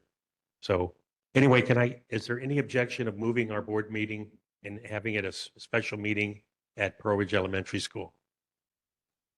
Seeing no objections, then we'll do that then. Other than that, we're going to move on to City and County Honolulu. And Director Albano, thank you so much for waiting patiently, and welcome. Did you like what the Pearl City students did there as you as the lead engineer for the city? Absolutely, yeah. Save some money, as you mentioned. They're ready to work for you. Yeah. Future interns, future architects, future engineers, absolutely. Maybe DPP needs them.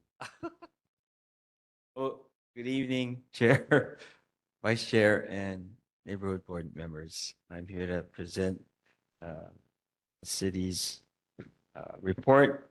Mayor's highlights include a farewell to legendary musician Fujii, who left a lasting impact on the island music scene. The newly inaugurated members of the Honolulu Ocean Safety Commission held their first meeting at Honolulu Hale. Mayor Blangiardi welcomes a Harvard Bloomberg City Hall fellow to Oahu to help with housing and regulatory reform. The Honolulu Charter Commission seeks input from island residents about potential amendments to the city's government document. And Skyline service expands this month to new stations, including Joint Base Pearl Harbor Hickam and the Honolulu Airport.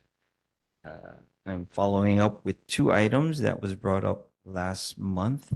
One was from member Heidi regarding the overgrowth at Pearl City Highlands. And so DPR does apologize for the lack of upkeep, so they are clearing it this week.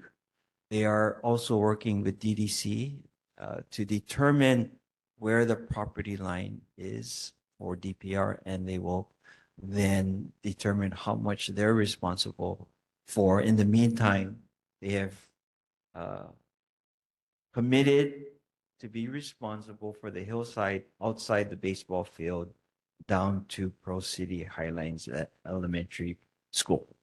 So you can thank Director Thielen and Deputy Director Pu for taking immediate action on that. Great. The second was regarding homeless situation at Pro Highlands area. Member Wong mentioned that. So it is a multi-departmental effort with HPD, DTS, DFM, and community services. Recently, there was apparently a enforcement on 9/30/2025. And from there, it's just ongoing when HPD has the opportunity to coordinate a homelessness storage property or nuisance ordinance action. Hopefully that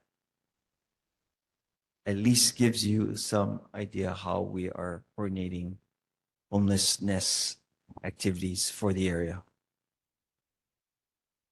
Okay. And that's all I Anything got. more? Okay, board members, any questions? Just Go ahead, a, Heidi. just a comment. I actually spoke with the principal at Highlands Elementary today, and he said that the folks came and they were very nice, but they made it sound like they were doing a favor this one time to take care of it.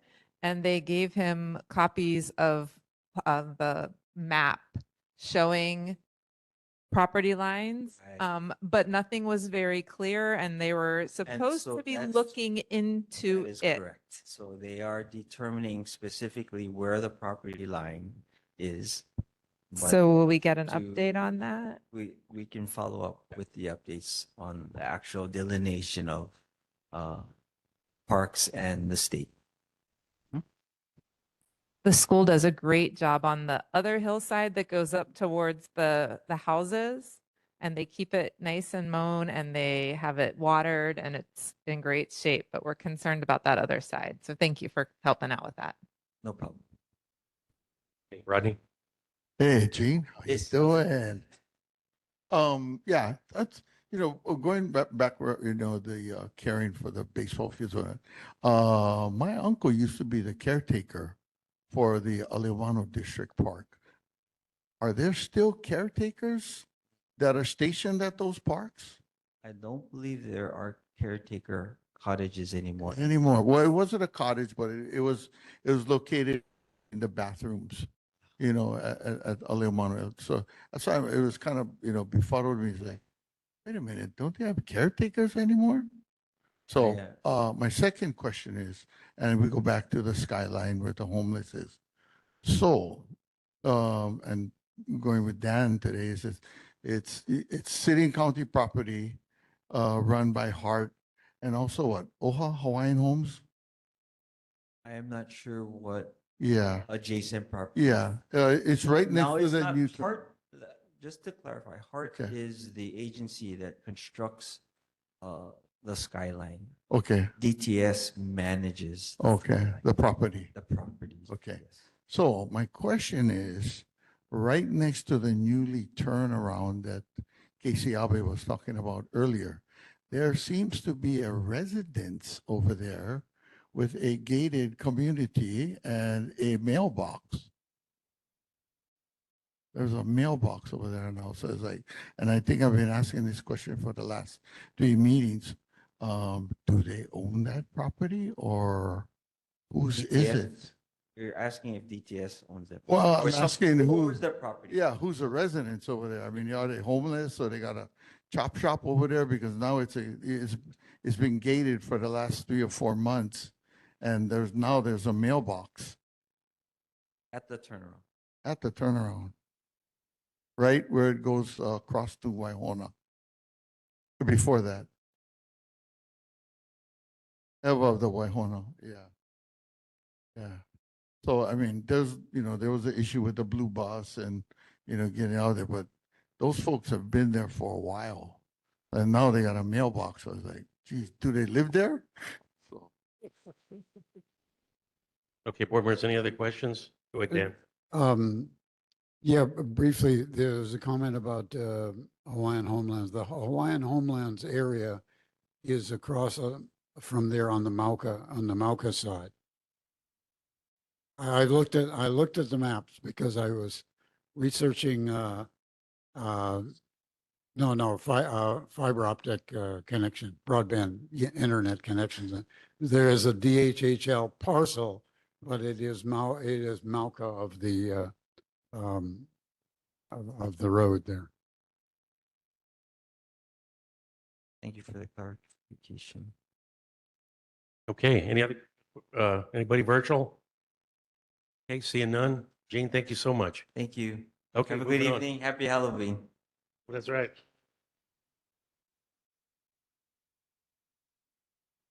Okay, moving on to Council Member Val Kimoto. Are you online or your representative?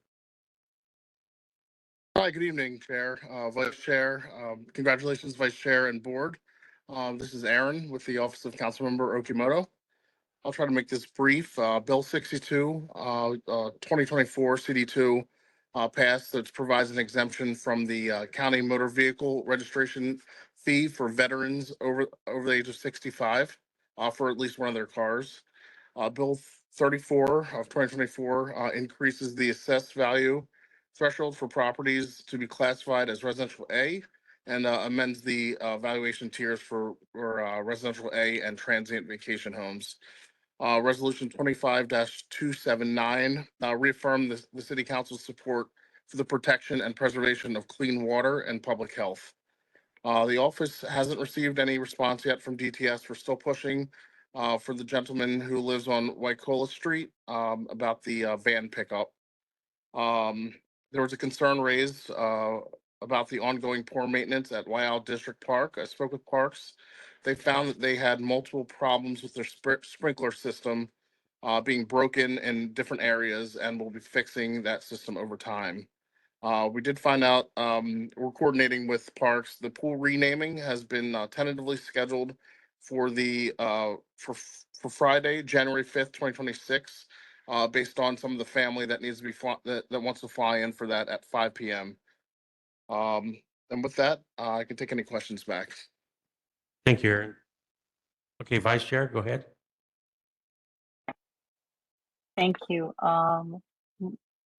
We had an inquiry today following up on the situation that was referred back from DOH to DPP about several unrelated people, maybe an unlicensed care home. And so a couple of the residents on that street asked to see whether a council member had received any follow-up from DPP. This is an ongoing situation and you've worked on it before, and then it went to DOH, and then it's come back. DOH sent it about 2 months back to DPP.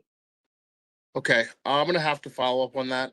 I can't get a clear answer from anyone who is responsible for this, I guess, pseudo program that's happening. It's been, yes, I've had multiple conversations, but I will look back into that. I do have a follow-up question. We've heard lots of different information on who might be paying the rent. That's kind of gone all the way around from nonprofits. The most recent information is that the city is paying for the rent for several of them. Have you heard that at all? I have not heard them. That's something I can follow up on as well. Thank you. Again, there's several different homeless programs, as you know, and it's kind of hard to track down Yeah. who is doing what there. Thank you. We did inquire about the blue bus. I think one of the other gentlemen mentioned that. And I think HPD says, I can again get you the dates, but they're looking to get in there and start clearing that area out.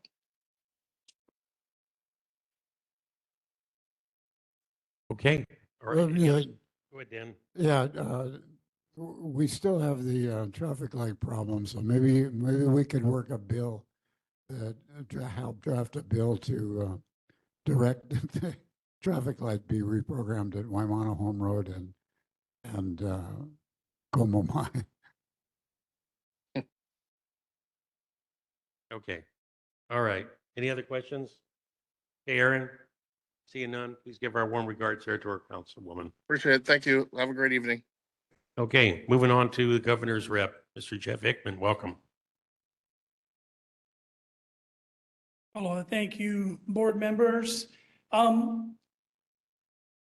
The governor and the state are working with the federal agencies who are now affected by the shutdown. So there's a lot of job fairs going on, and he's also going to DC to talk to our elected officials to try to get more information and stress how important it is to Hawaii. As far as an update, there are three things that were brought up last meeting that I wanted to respond to. One was by board member Rodney Wong, asked if we could put cameras for the wildfires on the siren poles. And so I was told the answer is yes, but who's gonna install it, pay for it, maintain it, monitor it, and then secure it? So if somebody is interested in doing that, an agency, you can contact me and I'll contact Hawaii EMA to look more into that if you know anybody. But right now, there's no agency scheduled to put cameras up to monitor wildfires on the Haima siren poles. The question was, is the state fire marshal going to have drones at her disposal? She doesn't know yet. The office is still brand new. I don't think she has a staff yet. I'm trying to get her to see if she can maybe attend one of these meetings so you can ask specific questions as well. That's Dory Booth, the new state fire marshal, but no plans yet on her getting drones under her control. Number Quick three. question. Yes. In regard to the state fire marshal, Yes. is there any way that you could ask her if she could be a guest speaker at the special meeting next month? Yes, I can, with you, make that ask. Yes. Okay. Okay. Okay, thank you. I saw that you had James Barrows already on there. Okay, to attend. Okay. The last one was a question about if the governor would talk to those more well-off billionaires, millionaires, to see if they can help fund a response or prevent wildfires. There's a rumor about Larry Ellison donating money to the state. The governor's office did get back to me, said, no, they're not actively pursuing millionaires to donate, but they have in the past. Mark Benioff, the owner of Salesforce, has donated to Lahaina. He's also assisted with some healthcare initiatives, millions of dollars. But they're not actively pursuing other millionaires. And I can take questions at this time. Okay. Rodney, you got a question? Yeah, I got a quick one. Mr. Hickman. Yes. So with the skyline being up, going all the way to Middle Street, and it's for you two guys too, will the state be working with the city to provide access to the freeway for express buses from Middle Street? I don't know if that's a state issue. Well, you would go from Middle Street onto land that is owned by the State Department of Transportation. And right now, they are doing the work for the Liki Liki Highway widening project. And the construction equipment is being staged on that grassy area. So just a suggestion, that would be a Middle Street, right across from the bus And you want to know if the terminal. can provide access? State, yeah, can provide access along with the city and county to provide a lane for express buses to access the freeway. Because right now, only the express buses can go from the stadium parking lot and from the Lagoon Drive area. So, Know if the bus wants these lanes? well, I mean, it would make the Middle Street, Middle Street terminal more, appealing if there was a way for express buses to get onto the freeway right over there. And if you look over there, well, yeah, I guess so. They had a fence over there, but right now you got a lot of construction equipment over there being used for the Liki Liki Highway. So there would be enough room for a lane to be just for the buses only to go onto the freeway. Okay, I will ask.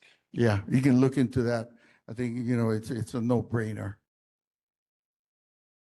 Okay. Any other questions? Okay, go ahead there, Mike. Yeah. So today I attended an info brief with the state legislature, SNAP, WIC cuts. Really amazing. So thank you to your colleague, Senator Buenaventura, for hosting that. Your colleagues at DHS mentioned tomorrow the Hawaii Relief Program. I know there's an announcement going out. Can you describe to the board I mean, I heard it because I was at an info brief, but could you just inform the board a little more on that Hawaii Relief Program? Sorry, I don't know about that program. Okay. I won't be able to provide an update. Okay. I can next month. What was the name of the program? The Hawaii Relief Program. So that's, I think, SNAP cuts. Governor and others are hoping to tap into TANF. I think I forget the reserve funds or something like that. So Yeah. Michael, can you put that in an email? Yeah, And I will for get sure. it Yeah, to but just Mr. just, Hickman? just to make sure. I'm a public information No, officer. at DOD, okay, so no, that's no, what I know, I'm yeah. about this So office, yeah, But I can get that answer, yeah. If you Okay, can no. Send me an email. yeah, Yeah. I will That's for one that I sure. can make them work. and Okay, I'll- Yeah, no, perfect. Michael will yeah. get the email to you. Yeah. And then the other thing is, since we're going to be in a special meeting, we'd have to wait till January to give us the update. So just go ahead and give us the update by email. Yep. And I'll make sure all the board members get it. Okay, I'll do the same for Rodney's Yes, question as well. Yes, If I need follow-up information. yes, Okay. thank you. Okay, any other questions for Mr. Hickman? Seeing none virtually. Jeff, thank you so much. All right, thank you. Happy Halloween, guys. Thank you, Mr. Jeff. Okay, moving on. Casey Abbey, do you have anything more than what you presented already? Just a minor, some minor stuff, so. Yeah, okay, yeah. Good evening, Chair Vare, members of the Pro Senior Board, KCR from the State DOT Highways. Last month's meeting, I mentioned maintenance crew installed the wrong sign at Acacia Road intersection. I'm happy to report the maintenance crew corrected their mistake. During my field inspections, I noticed the graffiti artist at the back of the work, so I'll work with our maintenance crew on painting over the graffiti artwork. Also noticed many of the yellow reflector markers on the wooden utility poles along Kamehameha Highway is missing or needs to be replaced. I'll work with our maintenance crew on installing new reflector markers. And in the October 15th Star Advertiser in the Kukua line and October 21st Star Advertisers, the big Q question on page A2, the warning period where our red light traffic cameras can also catch more speeding through the intersection will end on October 31st. And starting November 1st, official citations will be mailed out to violators who speed through the intersection. Citations will be issued for motors speeding more than 11 miles per hour over the posted speed limit, and the cost per citation will range from $167 to $317. Red light citations will be $92. And yes, motorists can receive both a red light running citation and a speeding citation for the same incident. So when traffic lights turn yellow, motorists should slow down and be prepared to stop when the light turns red, instead of accelerating to get through the intersection and risk receiving a citation or two in the mail. Moving forward, the Highways Division is working with our elected officials to request for additional funding to install additional red light and speeding cameras on state highways, while internally the division is working on updating our prioritized list for future locations. So city roads, the neighborhood boards, and the public can contact their city officials to have them fund and install this new technology if they have a concern on red light running or speeding on city roads. This slide shows the homeless encampment I was talking about, and board member Rodney mentioned. The top pictures is within the Hearts jurisdiction, and the lower pictures are within the Hawaiian Homelands jurisdiction. This concludes my report. I can take any questions at this time. Okay, thank you, Casey, for all the updates. Rodney, got anything? Going on what Mr. Ted said earlier this evening, Casey, I think you guys should really look at what we had proposed before with adding the extra lane to make the 2-lane turn onto Acacia, and then letting the middle lane do a U-turn only. Like he said, the line is getting longer. You may have some accidents over there, but delineators can be put up and they can be taken down also.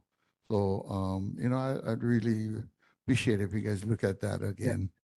I'll follow up again with our traffic branch. of the briefing, Senior. Okay, any other board questions? Okay, seeing none virtually. Thank you, Casey. Okay, moving on, Senator Glenn McKay, your representative here? I hear none. Senator Brandon Elefante could be here tonight, but he said Jan was available. Hi, Jan? good evening, everyone. Hope everyone's having a wonderful evening. I'm Jan Salcedo with Senator Hello, Jan. Elefante. We have no new updates nor follow-ups, but we thank you very much for all the calls you folks do call when you do call our office, and we'd be more than happy to answer any questions if you have any there. Thank you Okay. very much. Well, Jan, we're going to be easy on you because my vice chair reminded me this is our last board meeting of the year because next month we're going to do a special meeting and then we recess in December. So we'll look forward to hit the bricks early in January. Appreciate it. All our And your- resolutions. Your 25th is going to be at Pearl Ridge Elementary with Yes. IHEMA and stuff, right? Yes. Is that Yes. correct? Okay. Yes. Awesome. And We'll I'm make sure we're hoping- there.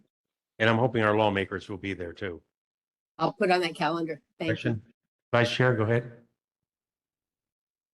Since she doesn't have a report and we might not get to see her into the new year, when we were doing our legislative priorities, the chair and I went through and tried to update as many statuses as we can. And it really helped us to see what a wonderful job our state delegation is doing. And so we please let him know that we really do appreciate, and as Representative Takayama will say the same thing when he comes up, but it really did highlight all the wonderful things that you do on behalf of Pro City every year. So thank you. Oh, thank you. Appreciate that. I'll relay the message. Okay, any questions for Jan? Hey, seeing none? All right, Jan, you take care. Thank you, Chair. Appreciate you. Bye-bye. Okay. All right. And of course, you all know that Senator Henry Aquino, he is retiring here officially the next few days. And we thank him for his service, what he's done for Waipahu and Pearl City. We're going to miss him and hopefully we'll see him in the civilian capacity. Moving on to Representative Greg Takayama. And welcome. Thank you and welcome to all of you. I'll try and answer Board Member Taylor's question about funding, federal funding. As you know, the federal government is shut down. And so one of the consequences of that is that funding for November for SNAP, food stamps, shut down, is going to shut down in November for the month of November. So the governor recently announced that he's going to use funding from another pool of funds from TANF, which is temporary assistance to needy families, using a pot of money from that to supplement what should have been coming for SNAP. So that'll provide SNAP benefits that'll fill the shortfall for November. But it's a limited pool of money. And so the hope is that the federal shutdown will end before too long. I don't have anything to base that hope on, but that is the hope because it has consequences across the board for eventually other federal assistance programs as well. So hope that answered your question. Yeah, no, Mahalo, Representative. I just wanted, someone, not me, someone on the state side to share the news of the program. So just wanted to make sure I got it right. Yeah. But Mahalo, thank you. No, and happy to help answer that. But on the federal side, there are other consequences, even apart from the federal government shutdown, that are heading towards us in the next year or so. And that involves the budget reconciliation bill, the big, beautiful bill that the Trump administration says it is, and big, bad bill that some of others of us say it is. That'll have severe consequences on our rural hospitals, on Medicaid benefits, and et cetera. But that's something that we're looking at dealing with, hopefully with my colleagues in the upcoming 2026 session. I really don't have anything much else to say other than there are two important community events coming up this weekend. Friday, of course, here, 5:30, Halloween, and all of you know that there are hundreds, 600 to 700 families that'll be showing up here. And of course, Sunday, there is the annual Friends of Pro City Public Library book sale that will be occurring at the Pro City Library from 9 a.m. to noon. So encourage all of you to come out and, there are books, CDs, DVDs, everything on sale. And we'll also have poi mochi and popcorn for sale as well. So that's it. Happy to answer any other questions. Well, thank you. Welcome back from Japan. Thank you. And we look forward to see you Sunday, because I think some of us are going to be out there to not only participate, but also help afterwards. Great, appreciate it. And Rodney, go ahead. Where are they locating to? Sorry? Where are they locating to during construction? The library. The Pro City Library, a temporary, don't know yet. Largely because the library doesn't know when the construction is actually going to start. So just to explain, they're looking for a temporary location that's accessible to the public to serve as a temporary library for the maybe 2 years that it'll take for the expansion of the library to occur. Yeah, 2 years.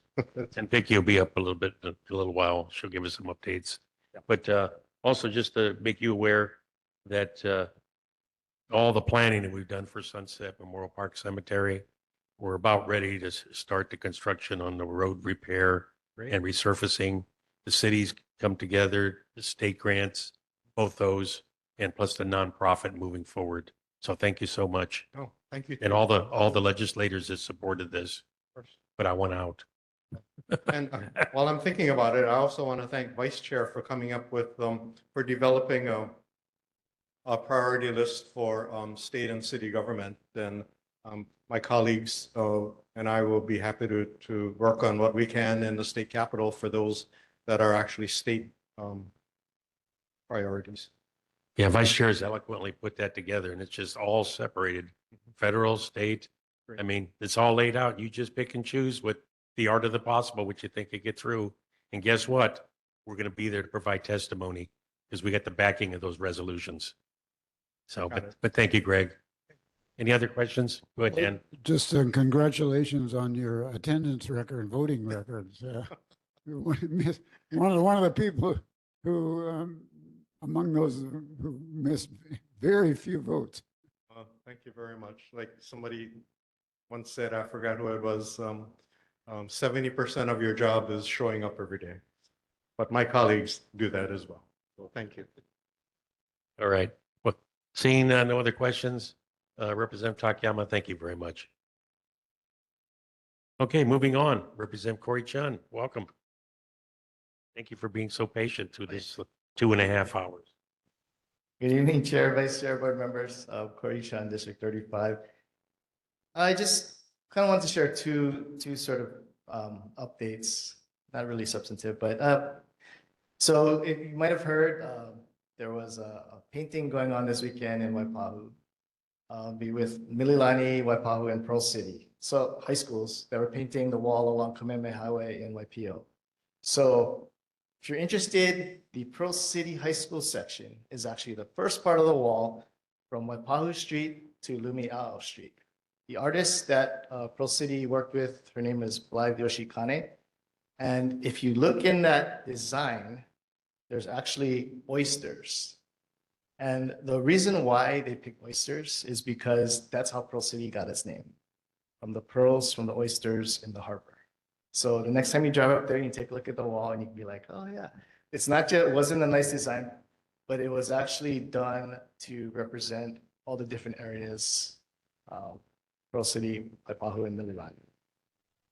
And then the second thing I want to just share is Manana Neighborhood Security Watch started in February. Have to thank the Marita Ohana for setting this up. Their next meeting, oh, and also Chair Ray for joining us at the last one. But their next meeting is on November 13th at 5:30, and it's at 1511 Kaumuli Street. And if you want to get on the mailing list, the email address is manana.watch@gmail.com. And so, you know, they used to have a neighborhood security watch.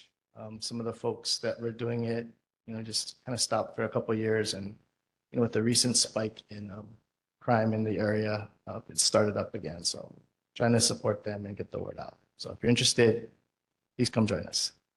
And with that, I'll take any questions. Okay, Rodney, go ahead.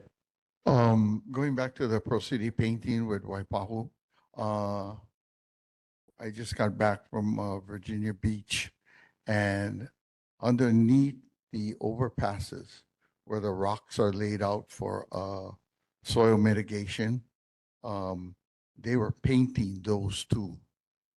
So that might be another idea, where the students can get involved. Virginia Beach is a really eclectic city, man. That thing is cool. So, when I seen that, I said, wow, that's a good idea. And you see it, across the mainland, I mean, on the freeways, like in Las Vegas, they'll do the rocks up and stuff like that. So, it's an idea, but Virginia Beach paints underneath. So similar like where the old Sears Distribution Center is, that soil mitigation under there, all those rocks are painted in Virginia Beach. It's pretty cool. Okay, any other questions?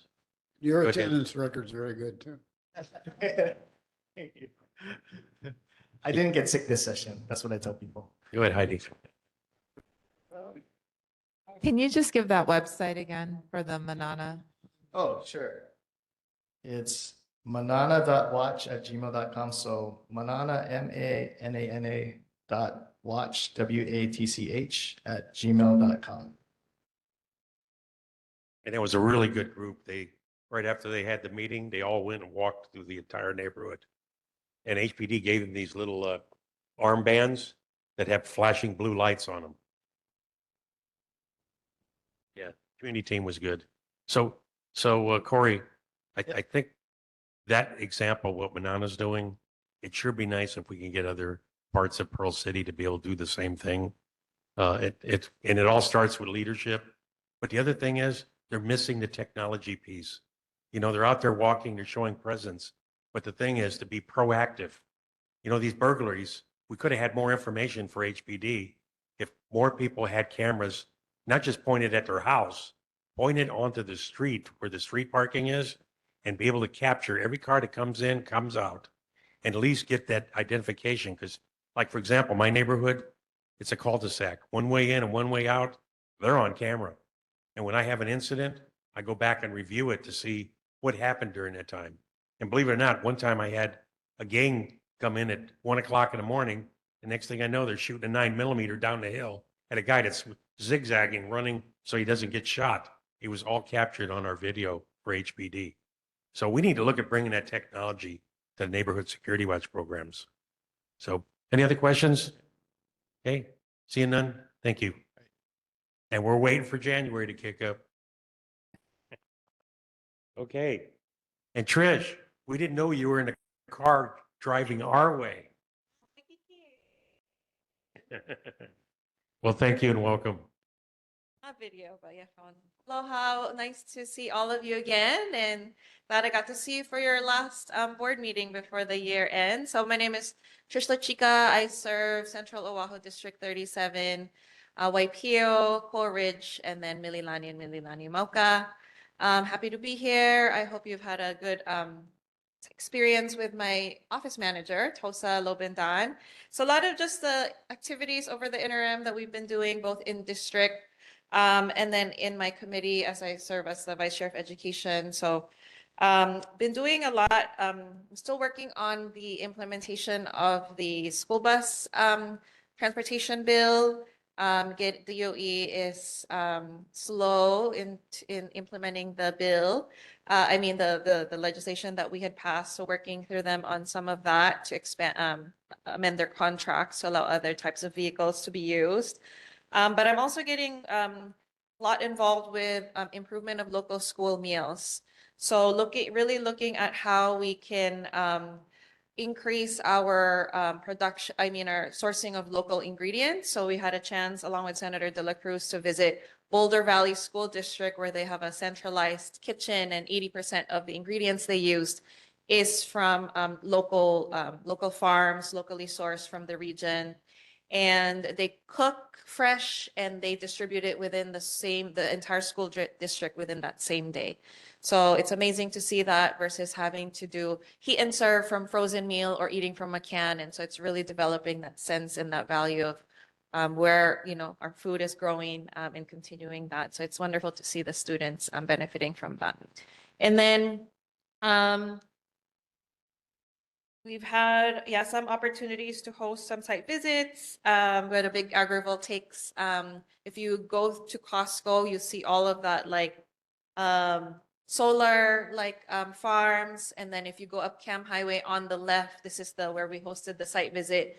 It's the very first agrivoltaic, so meaning like utilizing the land, because here in Hawaii, you're always competing for land for either agricultural use, clean energy, or for housing. And those are all three very important things to me. So it's nice to see that in the district, they're able to do both. So while producing clean energy, they're also growing and experimenting with new crops that can be grown on island. So they're growing these amazing strawberries, some mushrooms, things that you wouldn't know that would be possible to grow at scale. So that'll also contribute to the local sustainability. And then finally, if you haven't had a chance, second to last thing, we've started our bill drafting process. So I'd love to hear your ideas. A lot of my bills are focused, of course, on education, but I also serve on the committees of housing and transportation and higher education.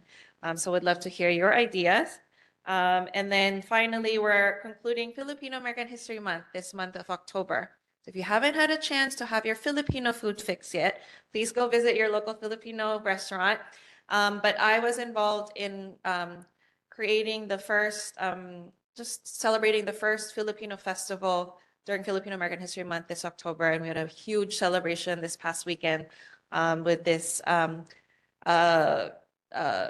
NPR Tiny Desk Award winner, Ruby Ibarra. We had over 1,000 people at Capitol Modern. So that was pretty exciting to see. And so hopefully it'll be something that we get to continue every year.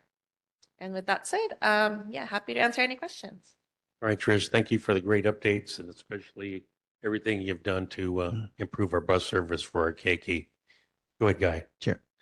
In terms of education, how about continuing education, especially for adult education? And, the rise of cybersecurity and scamming and so forth like that,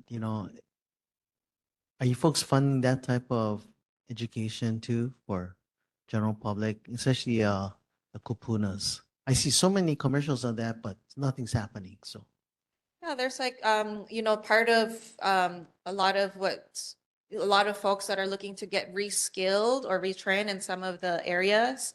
And so being able to, continue to do that, there's within our higher education and the community college level, and then starting that pathways. There's a lot of high schools that are also have different academy pathways where they're already getting that exposure, and then that to continue on with those opportunities as they pursue. But especially with a lot of jobs and the growth of the use of AI, there's much more demand and interest in also for skilled trades, a lot of skills that can't be automated, for example, through AI. because I was involved with the Great Aloha Run before, and then they're part of the Harriet and Weinberg Foundation, etc., like that. So part of their giving back because of the foundation's requisites, gotta give back. They had adult education type of classes there like that. So I just kind of was wondering if there can be a broader push to the kupuna, so to say, that hey, we're gonna have this. You can do it online and virtually, especially virtually, so they can do it at their own pace and at the home level. No, certainly if a community has been able to demonstrate strong interest, there's always options to explore. Go ahead there, Rodney. Yeah, I brought it up earlier this evening when Jeff Hickman was here, but now that the Skyline Rail is, almost all the way to Middle Street, I propose that they make a access lane from Middle Street to access the Middle Street overpass or freeway onto the freeway so that they could utilize the express buses from that station. I think it would be a little bit more appealing Because, when you get to Middle Street, it's like, where you gonna go? So I think they take the express buses from Aloha Stadium and then now Lagoon. So I think there would be a buses only lane that would be accessible from Middle Street. And then you could do that. There was a lot of talk tonight about that U-turn underneath the overpass by Sam's Club. In San Diego, when you take a bus ride to the rent-a-car center, because it's so close to the airport, there are a lot of gates in the driveway that is only accessible by the bus. And the bus driver is the one that controls the opening of the gates. So, but as far as your Filipino one is, do you know, or does your family know who Faustino Rospicio was? Yep. He was the host of the Filipino Fiesta on Sunday mornings. Greg knows. Okay, Vice Chair, you got anything? Okay, nothing. Okay, go ahead, Mike. Yeah, first and foremost, salamat for everything for Filipino American History Month. It's amazing to see Filipino American events outside of the Philcom Center. So thank you so much for that. And then just for the board's awareness, I think it was posted on KITV this morning. 15,000 pounds of local produce to Hawaii schools. So really amazing work. And just going back to the state legislature's info briefing, I went to an agriculture one, and how hard it is to support local agriculture. To see 15,000 pounds go to local schools, really amazing. So mahalo for everything you do there too. So yeah, just wanted to thank you for that. Definitely, thank you. Yeah, I mean, if it's, 80 to 90% of the food we eat is imported. And so one way to kind of move the needle right on that is you become the client for our local farmers. Okay, any other questions? Okay, and Trish, as we move into the new year, I look forward to collaborate with Chair Hazama and Chair Bass. I do want to work with both Mililani neighborhood boards on some of our mutual issues. And at the end, it's again, since you're doing the care and feeding for them, working with them with some more Pearl City leverage to help bring those issues forward, we're going to be ready to roll. But thank Yes. you, and you're welcome to attend the emergency disaster preparedness special meeting we're going to have on November 25th, because we won't be here. We'll be over at Pearl Ridge Elementary School. And of course, our legislators have all had successful town hall meetings, such as you have in Mililani. So I'm hoping that we're going to get a big turnout for this. Oh, that's, very important for our area. Thank you so much for hosting that. Thank you. Thank you. Aloha. Okay, moving on to congressional, Nestor Garcia, you online? Okay, here none. Chris Tanara, are you there for Joint Base Pearl Harbor? Probably not, because she ain't getting paid right now. Yeah, with everybody staying at home. Chancellor Penaloza couldn't make it. And Vicky, are you available?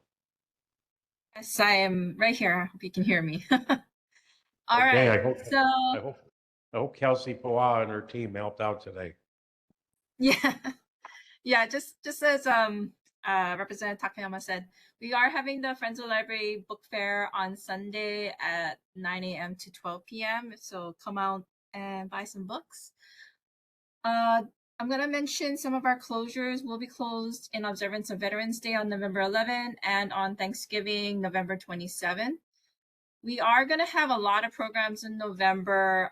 One of them I just want to mention is the World War II Knee Safe Soldiers presentation on Sunday, November 9 at 10 a.m. So if you're interested in that, please join us for that.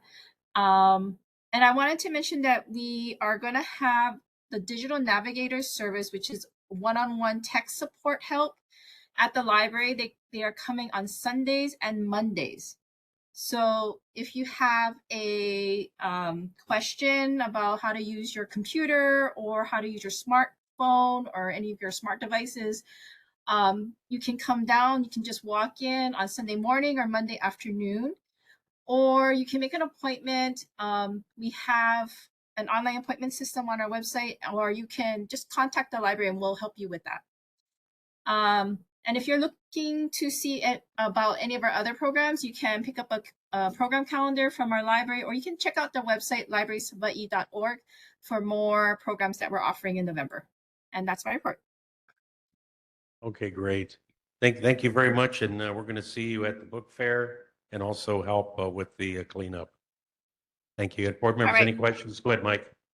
Sorry, not a question, just more of an announcement to the board. Just a reminder that on November 19th, also at the Pearl City Library, AARP will be there to be helping senior citizens navigate Medicaid, Medicare application and any Medicare. questions and counseling. So thank you, Vicky, for hosting that at the Pearl City Library.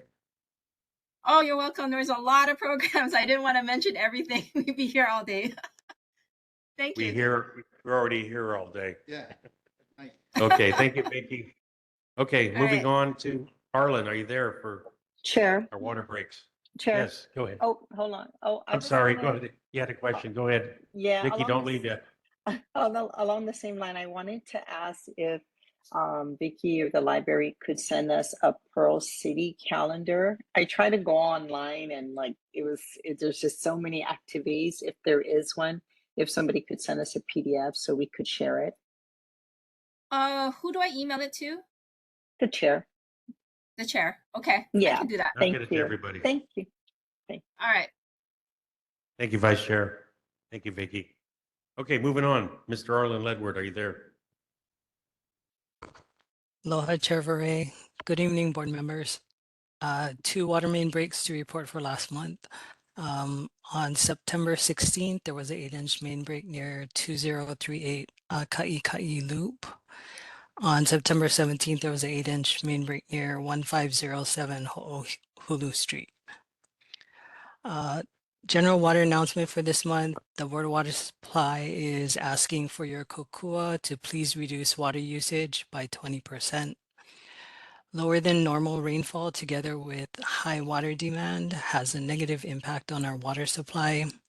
Here are some simple ways you can help ensure we have fresh drinking water now and into the future. Turn off the water while brushing your teeth, washing hands, or shaving. Take shorter showers. If you can't limit your showers to the recommended 5 minutes, try reducing by a minute or 2. Use a garden nozzle on your hose. Limit outdoor watering to early morning hours to reduce evaporation. Even small changes can make big difference. Let's work together to make every drop count. If you'd like more tips on how to conserve water, you can visit our website, boardofwatersupply.com. And that's the end of my report. Okay, thank you, Arlen. Any questions for Arlen?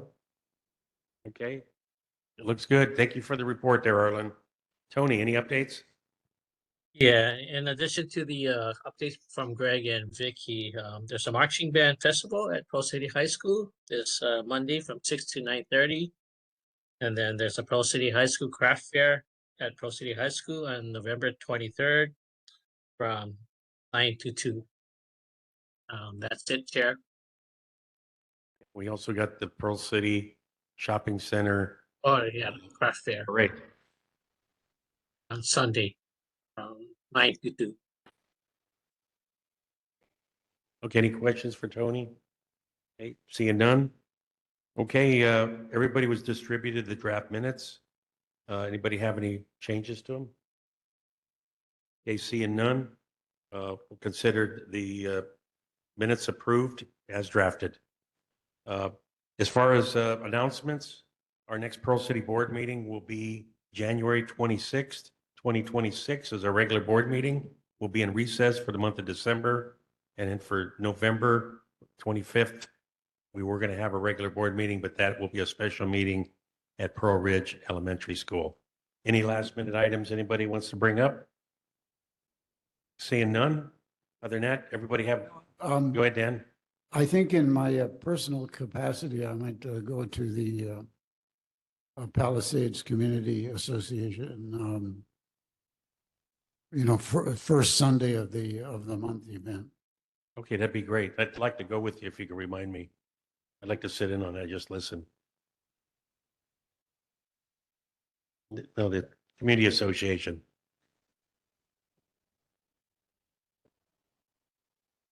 Oh, okay, I might got a conflict that day. Okay, any other comments? Seeing none? Okay, everybody, have a great week and, hope to see you all, for the special meeting. If you can't make it, it's okay. Thank you. This meeting is now adjourned.